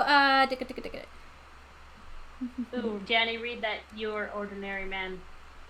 May I ask if Janny does studies? Janny is, I don't know. She is so knowledgeable information and well spoken when it comes to these topics. She helps a lot. Oh, that's a big thing. Amen. Now you all know why we love her. So just kidding. We love you regardless. We love you for so many reasons, but yes, that's one. That is one. I worked in the nonprofit space, but this topic is specifically important to me because I would say it probably changed my life. So I would just say I'm just a self-learner of this stuff, but I've worked in the nonprofit world with people that have experienced severe trauma. Yes. That's what I've done. Okay, so here we go. Oh, wow. Okay, we got a lot. So, 2 hours ago, OZARC1 cheered 100 bits. Thank you so much. The Only Captain Music cheered 100 bits. Thank you. Alyssa MG64 subscribed. Thank you for subscribing. Point no Nikolai Evich Rasputin cheered 100 bits. Thank you. Raven5366 cheered 100 bits. Wow, Luna just did a big jump onto the bed. You go, girl. I'm glad it was a jump. Yeah, she made it. Oh, jump. Actually, never mind. I'm not going to tell that story. Yeah. Malaki Fletcher subscribed for 6 months. Thank you so much at tier 2. You rock, girl. Or guy. I don't know. You could. Nana's Nonsense is just gave a lot of tier 1 subs. I don't know what that means, but that seems nice. That's great. Thank you, Nana's Nonsense. We've seen your name a lot in comments, and thank you so much for being here, and thank you for all those subs, Nana's Nonsense. Also, just reiterating to everyone that's here and anyone that might have recently joined, this is our book club.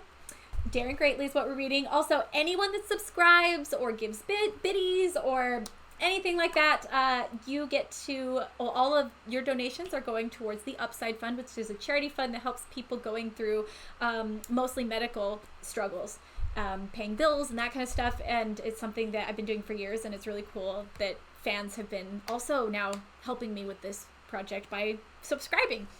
Awesome. Also, you get to be a part of the subs only Discord if you subscribe, and you also get these cute little emojis that everybody's using in the chat. So you get all of that by subscribing, and it's like a badge of honor. Absolutely. Also, I go in the chat on the subs only Ask Lindsey, and I go multiple times a week and answer all the questions. So fun. Okay, let's keep going. Bianca cheered 100 biddies. Thank you so much. Warbear93 cheered 100 biddies. Nana's Nonsense cheered 300 biddies. There's Nana again. Thank you so much. Nana. Lindsay, someone said we should, Prism Sterling said we should do a separate charity stream just for the Upside Fund. That'd be a fundraiser event. That would be fun. Jenny's like, I'm all over that. Jenny's done a fun. Yeah, Jenny was on one of my fundraiser streams like years ago. Oh yeah. For your birthday. Yeah, it was my birthday stream. That was fun.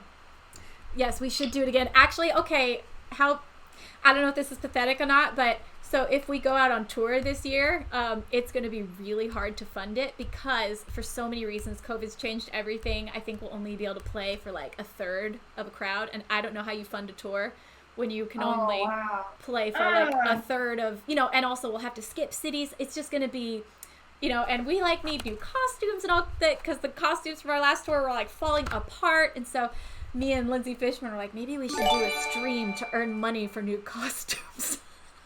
So just throwing that out there. We might do that. Happen. It may happen. And then you can donate those costumes back. Yes. And people can win them. Yes. After you have sweated them. So they'll be more valuable. Yes, after it has my DNA. But I was thinking, actually, if I did do something like that I could auction off some of my old costumes that are still freaking cool and clean. Let's do it. That would be awesome. But anyways, we should also do one for the Upside Fund because that was a great idea. Ooh, someone says have the fans make costumes. Where's that Allie girl? Yes, Allie. I don't think that was her that wrote that. Actually, Silver Wolf. Oh, Silver Wolf. Hello Silver again. Wolf is back.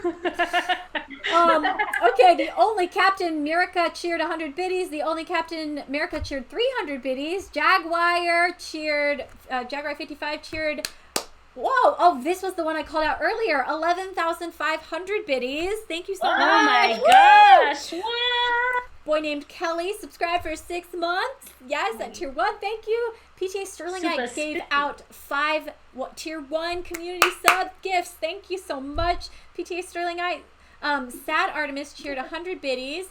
WC Photo Me subscribed for 1 month. Thank you so much. Lindsay, someone said you should do a contest for the fans to design a costume for you. That is a great idea. And you know what? My mom will love that because she suggested that to me earlier. And I was like, maybe. I was like, I don't know if anyone would want to do that. And I'll have to tell her. Oh, you were right, Mom. Mom is always right. Yeah, she has always got her finger on that pulse.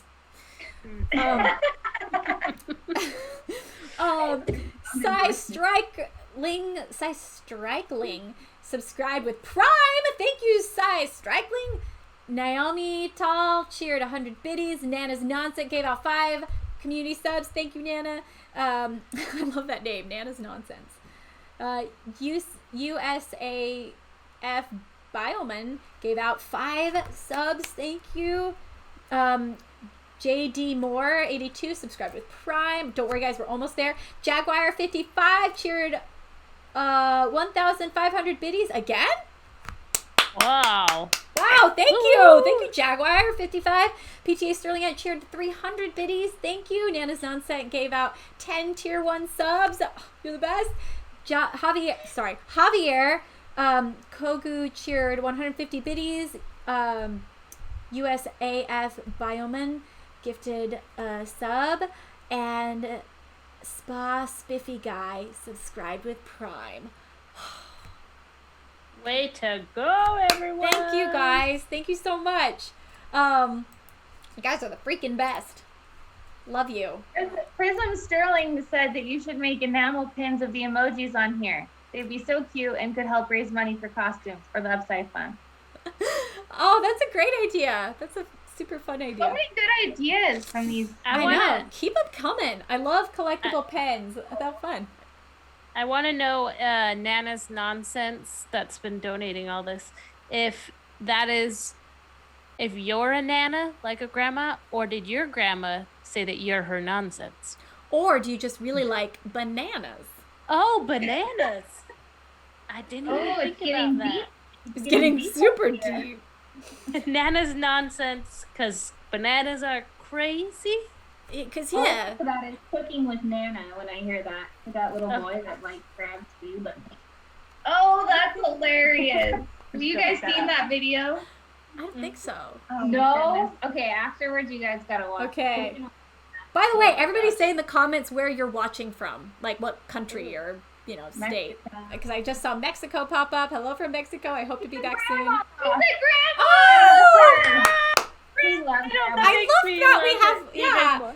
I love that we've got Grandma in here. Utah, Virginia, South Carolina, Pennsylvania, West Virginia, Uruguay, Wisconsin. Boy named Kelly. Yeah, you're Lehigh, right, Utah, Quebec. Wow, is it Ukraine? It's really late. What time is it in Yeah, Quebec and Ukraine and Finland Virginia, and Italy, Australia. France, it's late. Germany. Oh my gosh. I'm not gonna lie, I'd be like, what time is it in Just Europe? Like, I mean, I know that's a wide spectrum of times, but like, I don't know, in France, what time is it? Guadalajara. In Russia, are you guys what just time writing is down it? random places? They're trying to make us feel cool. They're like, yeah. I start typing. Those are all me, guys. Yep. Guadalajara, El Paso, Texas, Apache Junction, Arizona. 9:40 in Quebec. Mars. Okay, now you're lying. That one I know isn't true. Caitlin, it might be. Have you seen The Martian? It's a great movie. Nana said she worked down the street from your high school, Lindsay. Oh, really? Scotland, We were neighbors. 2:42 a.m. Cute. I love her. 5 a.m. in Russia. Wow. Man, that's early. I hope you're working out or doing something. You would say that, Janny. Working out. Like, that didn't cross my mind. I'm like, I hope you're still in bed in your PJs listening. And Janny's like, cute. yeah, if you're not working out and if you're in your pajamas, silver, how dare you? Silver 995, that's fine. That's what I would be doing. That's why I get up early. Janny, I'm surprised you're not doing squats right now, Janny. Oh, get real. As we talk, get real. Whenever we talk on Marco Polo, she's running. Oh my gosh. Someone says, I'm over the moon listening to you, ladies. Okay, I guess I'll forgive you for that. Being at the moon. Working out at 5 a.m.? No thanks, LOL. I'm with you. 4:42 in Ukraine. 4:42, dang. 4:42 a.m. Oh my, heaven bless. Nick. Heaven bless. Come back to Mexico. I will come back as soon as I can. Yeah, I have lots of places I can't wait to go back to. Where are you touring? I saw you post. I didn't even see everything. By the way, since we have someone in here from Russia and I saw someone from Australia, I just announced like 2 days ago that where our tour got announced for 2022 in not Germany, Russia and Australia. So it felt in so 2022. Oh, that's next year. I think that's 2 years away, but we're in 2021. Yeah, isn't that weird? It feels almost like last year didn't happen, but it did. Yeah. That's exciting. I know. It just was so exciting to announce. Like, I haven't announced a new tour, new tour dates, and like, especially in another country. Like, we are still hoping that the U.S. tour happens. I have hopes that I think it will, so fingers crossed on that. But it was so exciting to announce, like, we can start to share new dates. We can start to Yay. And by the way, I just got my second vaccine yesterday, or 2 days ago. How are you feeling? Okay, I was super sick I take that back. I wasn't super sick. Tired? I was really weird. Tired? I was like nauseous, but I didn't throw up. I was just really hazy and like headache, body aches. But then today I was fine. So I got my first vaccine yesterday, and my arm is like so sore. Me too. I got mine 2 days ago, and my arm is sore. Guys, my arm is sore. I don't know when I can even get mine. Jenny, get one while you're there in Utah. Yeah, I'm not even kidding. Yeah, but don't you have to be in Utah to get your second one? You just have to take your card to. Well, I think if you have one of the shots, you should ask them because I heard each state has their own individual database. Yeah. So I'd have to stay here. So how far apart between the first and the second? It depends. 2 weeks. Yeah, which one? I think Pfizer is 2 weeks and Moderna is 3 to 4. Dang it. I know, I should have, because I don't know what the rules are in California, but I know they're behind. Lindsay, you got, man, I should have just hopped on your train. I should have just came to your house and got shot up while you were there. Maybe they didn't come to my house, Jenny. Oh, that was right. You were getting a COVID test. I was getting a test. No, I had to wait in a long line just like everybody else, Jenny. I didn't you did it. Yes, Not I with did. that hair. Oh my God. They're like, get her out of here, get her out. Actually, I almost got turned away for some reason. Like, I was like, I signed up for it because, you know, when they have extra ones, and for some reason, like, they're like, we don't see you on the list. I'm like, okay, I signed up, and don't you have extra shots that you need to give away? And they were like, yeah, you're right. Honestly, though, with how many times you have to get in your industry to get COVID tested, my brother works in the same industry. Every time he goes on set, he has to get a COVID test. Like, it's a nightmare. I'm so relieved to, like, finally, Yeah. Will they still make you get tested? Probably. I think so, actually, now that I think about it, because you still have a chance of getting it. You know, it's just a way lower chance. So you probably will still have to get tested. But it just is also peace of mind. I swear, every time, I've gotten so many COVID tests and so many things shoved up my nose, but I'm always so nervous every time because I'm like, this is going to be the time that they tell me I've got COVID. And so, you know, I'm always afraid I'm going to have to cancel a big shoot. Or before we shot the Christmas show, my dancers and I and my whole crew got tested. And I was like, please tell me that nobody has it. Like, because if one of my dancers got it, what do I do? Like, so it was so scary. So it'll be just nice. Whitney would show up and would help you out. Yeah. I appreciate that, Whit. You said she would step in for you. Hi, I'm Lindsay's backup. All three of us could be your backup. It'd be solid. Jenny actually is a dancer. Oh, I haven't danced in years, but I do want to stay. I do want to start again. Oh my gosh, you should. You were a beautiful dancer. Remember my application to get into the film program? You danced in my video. Yeah, I remember that. You were like my muse. You're like ballerina. Yeah, I had to make a video to apply for the film program when I was at BYU, and I was like, I needed someone to act in it and be a dancer, and Jenny was my person. Yay. Oh man, So then I foreign did a people, backflip sorry. So. That's a different story, but it was so good, so good. Okay, so let's wow. Okay, well we only have of course now we only have a few minutes to talk about the chapter we were actually supposed to talk about, but I loved everything we talked about before, so let's see. It's only a couple pages. It's only long. a couple pages, so this could be a short discussion. So this chapter is all about minding the gap. So what is she referring to when she talks about minding the gap? I love this chapter. Oh. London Underground. I loved it. What? Do you want me to tell you what I thought about that part? Yes. Minding the gap. So, at first it was kind of hard to comprehend. Did any of you feel that way until we got to the examples? Yeah. I was kind of like, what is she talking about? Yeah, I did too. I was a little confused until I got to the examples, and then it kind of clicked. So we all have what we call aspirational values, which are like the things that we really want to have and like strive for. And then you have what's called practice values, which is where you are today and like what you're doing. And so I think the whole point of the reason why we're here is to bridge the gap between those two places, right? Between the aspiration values and the practice values. But the problem with so many people and different cultures is that gap is so wide that they'll preach these practice values or these aspirational values, but they practice these practice values, and it causes confusion and it forces people to disengage. So for example, a mother who teaches their child that sobriety is super important and or smoking is really bad, but yet they talk a ton about how awesome it was as a young adult to get drunk at parties, and that was the life, and how fun that was. It creates a big gap between the aspirational values and the practice values, and it feels like almost a manipulation, and so the child might disengage and think, whatever, Mom, you say this, but you're showing this. And so when we have that large gap, it creates this, it feels like a manipulation, and it causes disengagement. So I like how you keep saying disengage. Is that sign language for disengagement? I don't know. It just feels right. It is now. It just feels right. Get up. It's like you have a superpower. That helps me understand it a lot more. But I also think too, like there's nothing.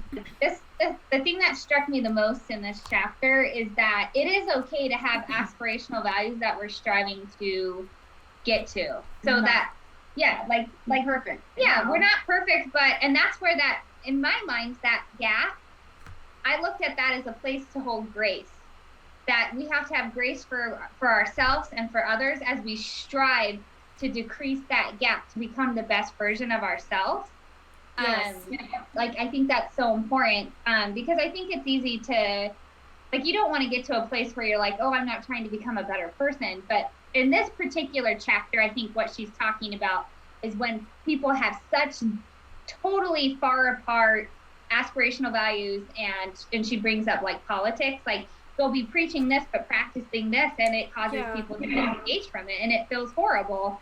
And or in companies where they preach innovation and creativity, but yet you get shamed and shunned if you try to bring it, like if you do that, like that creates a gap in their value system, and it creates again manipulation, creates this feeling of disengagement and change. And so she's referring to it more like that. But like I said, I looked at it as a personal thing, like trying to decrease the gap. Yeah, well, I felt like this was a really good description of hypocrisy. It's like what this chapter was. It like took a while to get there. And giving us all these examples, and I was like, oh, this is just the best description of hypocrisy I've heard, and it also shows why it hurts so much, that it doesn't just be like you're preaching one thing and doing another. It's like, oh, this literally causes me to not want to trust anymore. It makes me literally pull back from you feel manipulated, literally. Yeah. And I like that it's called mind the gap, not avoid the gap. Like you said, it's not like, well, you can't have aspirational goals that don't reflect where you're at, because then it's not a goal. So it's not like avoid having a gap. It's like mind the gap. Make sure it's a gap that, like, when you are, she used the example of mind the gap comes from the London subway system. And when you're getting onto the train, there's a voice that says, please mind the gap, as you get onto the train, because they don't want anyone to get their foot stuck in that little gap that's between the subway cart and the, you know, the rail, the cement. The platform, thank you.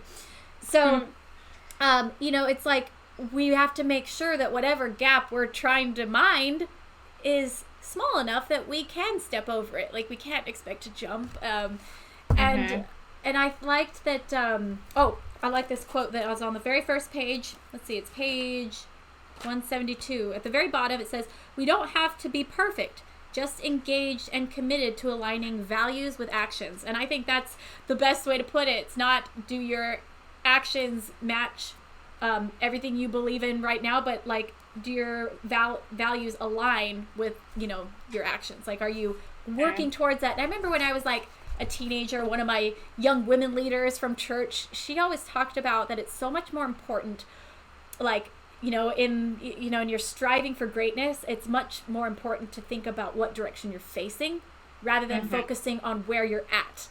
You know, are you facing towards your goal? Are you moving towards it? Are you working towards something? You know, rather than are you, you know, because you could be really close to your goal but facing the other direction and you're going to slip back. It's much more important where your focus is and where your intentions are than actually where you're at, if that makes sense. It's okay to, or important, I think, especially like when teaching our children or working with other people, to say like, you know, I have this gap or whatever, and say that I've made a mistake, and it's okay. Like, I'm still learning, and acknowledging those moments where you're like, this is my goal and I'm not quite there, but I'm trying and I'm going to do better, and apologizing for when you don't get there, and just take time to point out, like, you know, that we make mistakes and that's okay. And that can also create a dialogue that minds the gap. Helps. And it's so beautiful too, because then you can teach your kids that it's okay. Like, you create for others that it's okay. Like, you're safe to make a mistake with me. I'm not gonna disconnect from you because of that. You know, like, you give them that, again, the safe place. Like I always say, you're providing a safe place for room and growth and development. Well, and I love like the biggest things when I was a health teacher. Like, imagine being a health teacher when that's really hard for you. You know, to like. Everyone always just thinks of like being healthy, exercising, eating well. There's so much more to it, but it was still really hard for me because I struggle with those things. So like every day I would open up to my students and say, you know, I struggle with this. This is really hard for me. Like, we all make mistakes, and that helps me to connect with them the most. Was not, oh, I'm this fit, perfect health teacher. That we didn't connect at all if I would have been like that. But, you know, sharing with them like how I struggle with these things is what helps me to relate to them. So I kind of related to my teaching a lot with this and being a mom with this stuff. Yeah. Like, and I just, again, love that it says it's not about being perfect. It's about continuing to be committed to aligning your values with your actions. It's about, like, I'm going to keep trying. And I love the story she shared about the mom, you know, like, it was a hypothetical situation, but like a mom that realized she didn't pay for some of her groceries because she, you know, got out to the car and somewhere at the bottom. And she said that, you know, if this mom has taught to her kids that honesty and integrity is important, but then her kids watch her take groceries that she knows she didn't pay for and being like, well, that was their mistake. You know, and she even said if she doesn't turn around and take the groceries back right then, you know, but maybe later she decides that, I should have done that. I should have gone back and paid for those. Telling her kids, like, you know what, mommy didn't like the way that felt. So, like, I realized that I should pay for those groceries and I made a mistake and I'm going to make it right. You know, that can even be a more powerful tool. I thought that was a really cool example. I liked what Taryn Christensen also wrote in. He said, and because I thought it was a very relatable feeling, he says, I often feel that there is a large gap between my aspirational values and my practice values. I'm really trying to make them the same, but the world brings me down a lot. I feel insignificant to the world, so sometimes I try to be like the world, but that always makes me feel and fall short of my aspirational values of doing what God wants me to do and being who he wants me to be. Brene asks, are we walking our talk? I really try to do that, but in quiet moments I have struggled. You know, but he just basically says that same exact thing that we're talking about. But, Brene Brown says it's not about being perfect. But I think that so many of us can relate to that feeling of like, sometimes when you do feel down or discouraged about your goals, you kind of turn to this direction, and then that makes you feel bad about, but just being kind to yourself and giving grace. Anyways, I thought that was really nice. I love it too. Like, again, back to kind of our challenge for next week. I know we've talked about this. Like, if you ever want to be of influence to somebody and you compare it to like light, and you take a spotlight and shine it in their eyes, and you're so blaring with your idea and your thought of this is what you should be doing, like the first thing they're gonna do is turn away because it's so harsh. But if you're a light that's that is even toned, and that practices what they preach, and are kind and are forgiving and show love, people are going to be more inclined to be influenced by who you are. So that minding that gap for yourself is allowing for people to mind it for themselves, but it's also influencing people to get closer to their aspirational values. You work together instead of that harsh truth that can sometimes feel so painful. Absolutely.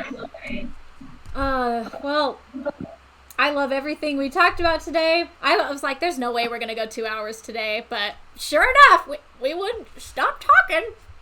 Lindsey shared too many stories. Never. But ladies, always thank you for coming and sharing your time with us. Thank your husbands for me for letting me borrow you and your children. And thanks all the fans for coming in. Don't forget the challenges. Chapter? Yes, chapter 6 for next week. And then also don't forget the challenges that were to give grace to other people. Just try this week to, and then also notice some of your triggers. What are some of the things that trigger you? And try to be held accountable. Like, try to talk to a friend and hold yourself accountable for some of those things. All right, those are our challenges. So somebody asked, just because they were curious and I didn't know what to say, but after this book is over, do you have plans? I would love to keep continuing. I was actually offline going to ask my girls if they want, if their husbands, well, not your husbands, but if you guys had time and want to. Anyways, but we'll talk about that us. Because I would love to keep this going, and so we can figure out. Also, I'd love to see, like, maybe if you guys have suggestions of books that, as fans, you would like us to read, and but it would be fun to. Oh, someone says, what's the email again? It's sterlingsbookclub@gmail.com. So yeah, if you guys have comments or you want to share stories, you can email the book club at Sterling. There we go. Lancey Fish just posted it. sterlingsbookclub@gmail.com, and like, I love hearing your stories and what the chapter meant to you or what the book club has helped you with. So yeah. Yay. Awesome. Well, thanks. I'll probably stay online just a little bit longer and chat about some, I don't know, music stuff, and but I'll be talking to you ladies on Marco Polo. Yep. Good night, everyone. Have fun, Whitney and Janny. I'm so jealous you're together. What do you I know, we didn't even point that out, did we? Oh, yeah.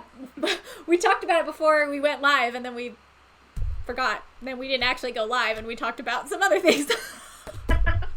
We thought we were live. Yeah, FYI, we really did think we were talking to, several hundred people. Okay, so... okay, bye. Yeah, do you guys have any fun plans tonight? Us? Yeah. I just have to ship stuff. I have stuff for all of you, and I'm about to give her hers because I have meant to give it to everyone, so she gets this stuff. Oh, MG! I'm so excited. No, but I gotta send you guys yours still. Well, I hope you guys have a fun night tonight. Go get go to Bombay House. I love Bombay. Oh my gosh. Where's Bombay? Isn't that in Provo? There's one in Provo. Yes. There's one in South Jordan. Oh, West Jordan. Oh, or West Jordan? Yeah. It's Indian food. It is the best Indian food I've ever had. It's the same in Provo, right? Because that's like the only, that place is good. Oh, so good. Their chicken tikka masala. Mwah. Oh my god. That's like Indian, Italian. It was an Italian. I love a tikka masala. I love tikka masala. Yeah, that's not. Gosh. See you guys later. Somebody just said, you're still online. Yeah, we know. We know. Okay. Okay, bye. Bye, guys. Bye. All right. Well, I'm big now. I'm a big girl. But yeah, just wanted to hang out with you guys a little bit longer since, you know, we're all here. But thank you for being here. I love doing this book club. It's a really cool way to just connect with you guys. And it's something I've wanted to do for a long time, and I just never quite knew where to do it. So thanks for being a part of my new thing. But yeah, if you guys have any questions, I feel like, you know, let's spill some beans right now. Or as Boy Named Kelly said, spill some tea. Can we suggest fiction books? Yeah, I mean, you guys can suggest any books you want. I would say send it to the email or do it on the book club Discord. Yeah, on Discord, there's a book club section. And so I'd say that's a good place, or the emails to send book suggestions. So play us a song. Oh, I am not warmed up right now. Actually, tomorrow, look at my Instagram. I think I'm going to do a live stream practicing one again. So I think that would be fun, and I think I'll do that. Oh my gosh. Oh, sorry. Tomorrow or Saturday. So just stay tuned on my Instagram, and you'll see that on my story within the next hour or two. I'll post when I'm going to do it. But anyways, any questions? The hair. Oh yeah, this is from, so I don't know if you guys saw, I released a music video yesterday. It's a cover of a medley of the League of Legends, a bunch of their theme songs, and I got to dress up as some of their champions, one of which was, this was Kaiza. I did the hair. I actually styled this wig myself. But yeah, so this was for the music video. I did her character from one of her KDA music videos. And anyways, I hope you guys liked. Yes, Luna made it into the bed okay. I hope you guys liked that League of Legends video. I was really proud of that medley because I love making medleys when you take, because there was 5 songs in it, and they like overlapped each other, and I get really excited, like my nerdy musician side comes out when I'm trying to figure out how to make 2 melodies intertwine. And so there's a lot of moments in that song where there's 2 melodies playing at the same time, and at the end it's going back and forth between like 4 melodies, like sometimes 3 are stacked, sometimes 2 are stacked, and then it switches to these 2, and it's cool because it sounds like one seamless thing, but it's like 5 or 4 songs at the end. It's just like whoa, whoa, whoa, whoa, whoa, and I don't know, I get really excited about that. Oh, it's someone's birthday. Allie Wee, happy birthday. Oh, thank you. Someone's saying it's so good. Adaptia Christar says it's so good. Thank you.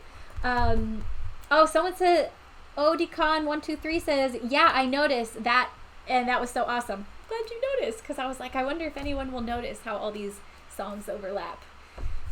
Or if that'll just be a me thing. Oh! The costumes for the violins were so creative. You know, this isn't the first time I've made costumes for my violins. I did that when I made the Prism music video years ago. I had, you know, Prism, the whole concept of it was I was actually trying to look, you know, and do a music video like a K-pop girl group. But it was called the Violinsies, and each girl had a different personality and different hairstyle, and they all spelled their name in a different way to spell Lindsey, which was kind of, I thought that was super clever. But I didn't have 5 violins that I could just like match to their hair, because each girl had a very specific aesthetic. And so what I did for that video, for Prism, also for this most recent music video, I went to Michael's and I just got a bunch of paper and tape and just like made these little outfits that I could quickly tape on the violin. And it was fun for this music video because one of them I got to make the violin look like a little weapon that Akali uses. So I don't know, it's a lot of fun, and it's just funny because I showed Lindsay Fishman. I was like, does this look really dumb, or do you think it might look okay? Because in person it didn't, I don't know, it looked like paper, but when we put it on in front of the, like in the lasers and everything and the dark lighting, or like surprisingly it doesn't look bad. So it's always kind of funny. Let's see. He says, yeah, but this time she used lasers. I did. Okay. How's my night going? My night's lovely because I'm spending it with you guys. I like how the song developed. Thank you. I like songs to be a journey. You know, I like to take you through different emotions and different, like, you know, like I liked that sometimes it was really soft and sweet, and then other times it was, Tape can fix everything, including issues of needing to style violins. Yes, you're ordinary man, you are exactly right. Let's see. Oh, Floydian214 says they've subscribed for 5 months. Thank you for subscribing.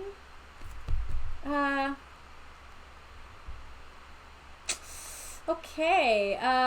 How's the singing practice going? Oh dear. I am so sorry. Drang433, I have not been doing my singing practice. Kit was teaching me for a while. Kit, my keyboard player. And then there's just so much to do in life. I did start to practice producing more. That's cool. And honestly, I think doing TikTok takes quite a bit of time to try to come up with a concept every day. Like, record, I don't know. So, I don't know how much longer, but I mean, I'm going to keep doing TikTok, but I'm like, I don't think I can do one every day on top of everything else I do. Cause like, you know, for the past few days, by the way, I'm almost done with the comic book. The comic book, goes along with my Artemis album. It's the story of the album, and issue 4, I know I keep saying that it's almost done, but, we're doing like a cleaning rewrite just to make sure that it all makes sense, it all sounds good, and we've just been putting a lot of like attention to detail in it. I want to make sure. Also, it's a very complicated story. Once you get to like issue 4 and 5, it gets, you know, the way that it all intersects is pretty complicated. So I just want to make sure I don't make any mistakes. I want it to be good, but yeah, we're really close to being done with it. I've been working on that. So yeah, TikTok is definitely not my thing. I don't mind watching it, but I'm not into posting at all. Yeah, I wasn't until recently, because at the top of the year I just didn't have much going on, and I was trying to like stay sane. So I started doing more on TikTok. The comic book is like the book, and the movie is the album. Thank you, Mary. It's been fun to do all the music videos that bring the comic book to life. So I think I have one more music video that I want to make that's going to be in the Artemis world, the comic book. But I'm also going to start working on some new music videos that will be kind of some of the first of this album that won't be taking place in the Artemis world, because like almost all the other ones have been in that world somehow. So that would be fun. I'm excited. What are you releasing? Oh, when are you releasing a song produced by you? Oh, I don't know. I'm not that great yet. I'm still a baby producer, so. Oh, Prism Sterlingite says Masquerade. I hope so. I really want to do a music video to Masquerade. I really want to. I hope to do one to a couple more songs on the album. When all the issues of the comic book will be out, or when. Will there be a bundle of all of them? Because shipping to Europe is quite expensive, so buying a bundle would be the best. Thank you for that suggestion. I'm sure that we'll have some sort, I mean, especially if shipping, I don't know if we'll be able to have a bundle. We might. You know, we might be able to put them all together, because that would be really cool. But even if they aren't all together, you could just buy them all at once, and there will be one shipping fee for all of them. Also, as soon as we're done with all the issues, we're going to start putting them into comic book stores, which will be fun. Did you April Fools anyone today? No, I did not. I kind of forgot that it was April Fools. Believe it. New sheet music. Probably not for a while. Probably not until I write new music. Are you going solo to EU or with Kaisa? So I think you're talking about the Russia tour. I don't think Kaisa's gonna come on the US tour still if we do it, but I don't think she'll be coming to the Europe tour, because that's so far in advance, and that wasn't, definitely that wasn't talked about in the past. So I don't know if that will happen. I think it'll just be us. Comic book into a film. I hope I get to make it into a film someday, or a show, or a series. Some boy named Kelly says, gosh, your job requires so many logistics. Yes, it does. I wear a lot of hats and a lot of wigs. Yeah, I really do. It's kind of fun. It's also a challenge to try to do so many different things, from like writing music to directing music videos to designing costumes to planning tours to getting, to being a violinist and good at that, and to doing a book club, to all the production of stuff. Anyways, it's a lot. I enjoy it all, but anyways, it's fun.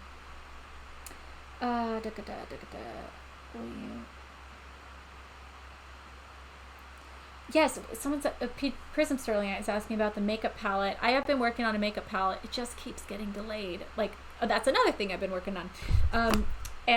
So I'm not even going to give an ETA yet on that, because it's just been, sometimes things are just complicated and you're like, why? But anyways, I can't even figure out why it's taking so long, but it is. So, but I hope it comes out soon, because I love the concept of the makeup palette. It's all about being intentional.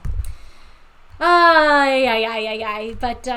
anyways, I'm starting to write music again. That's exciting. I haven't written music since I wrote the Artemis album.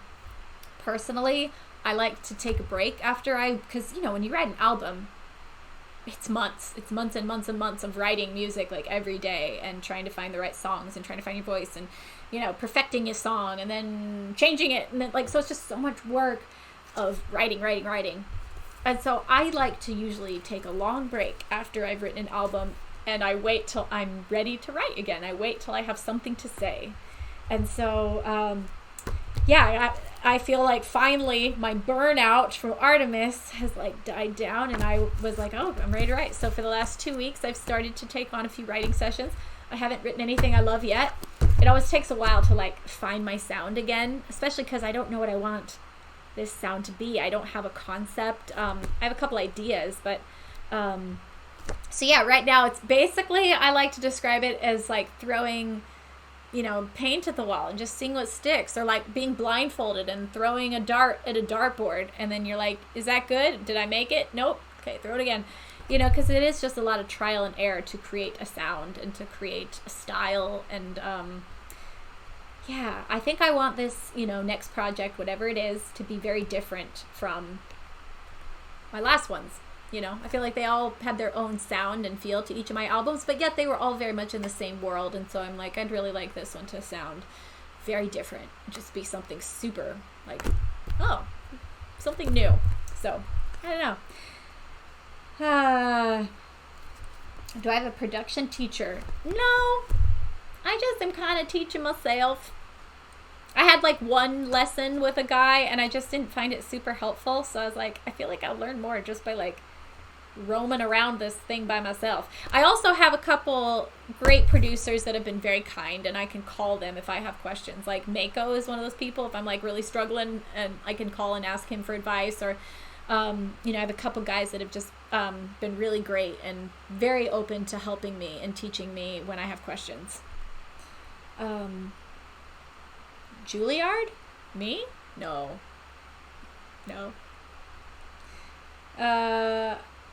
All right. Well, what's your favorite kind of pizza? That's a great question, Jaguar 55, because Lindsay Fishman and I were talking literally right before the stream started about how we were craving pizza. So honestly, my favorite kind of pizza is a really good... What? I want pizza. Should we order a pizza? I'm really tempted to do it. I think my favorite pizza actually is I love margarita pizza, and I love cheese pizza. New York style pizza all the way. There is a dang it, I can't remember the name of it, but there's a specific pizza place that I love in New York City that has a vodka sauce pizza. And no, it's not vodka, it's just a pink sauce pizza basically, but it is so good. Oh, pineapple pizza. We got some pineapple pizza fans I see in the comments. Yeah, I'm curious. Let's see in the comments. Does pineapple go with pizza? Yes or no? I am going to go out on a limb and say yes. Oh, I see. No. Yes. No. Yes, it does. Yes. Heck yes. Yes. No. Yes. No. Oh my gosh, this is funny. I feel like there are definitely... Wait, actually, the yeses are coming in. Yes. Pineapple totes goes on pizza. Yours, no. Yes, yes. Yes to pineapple. Yes, yes. Okay, so the yeses were just hesitant to come out of their shell, but I feel like it was equal about. Anyways. All right, this wig is starting to give me a headache. So I think that means I'm done. Anyways, again, we're reading chapter 6 this week. So join us next week, same time, same place, Twitch, 5 o'clock book club. Also, stay tuned. Check out my Instagram tonight or tomorrow. I'll be letting you know when I'm going to stream again. I might do a practicing stream on Friday or Saturday, so tomorrow or the next day. So yeah, just hang tight. And you can, if you want to come, you can. I'd love it. And hope you guys have a lovely evening. Sending you love.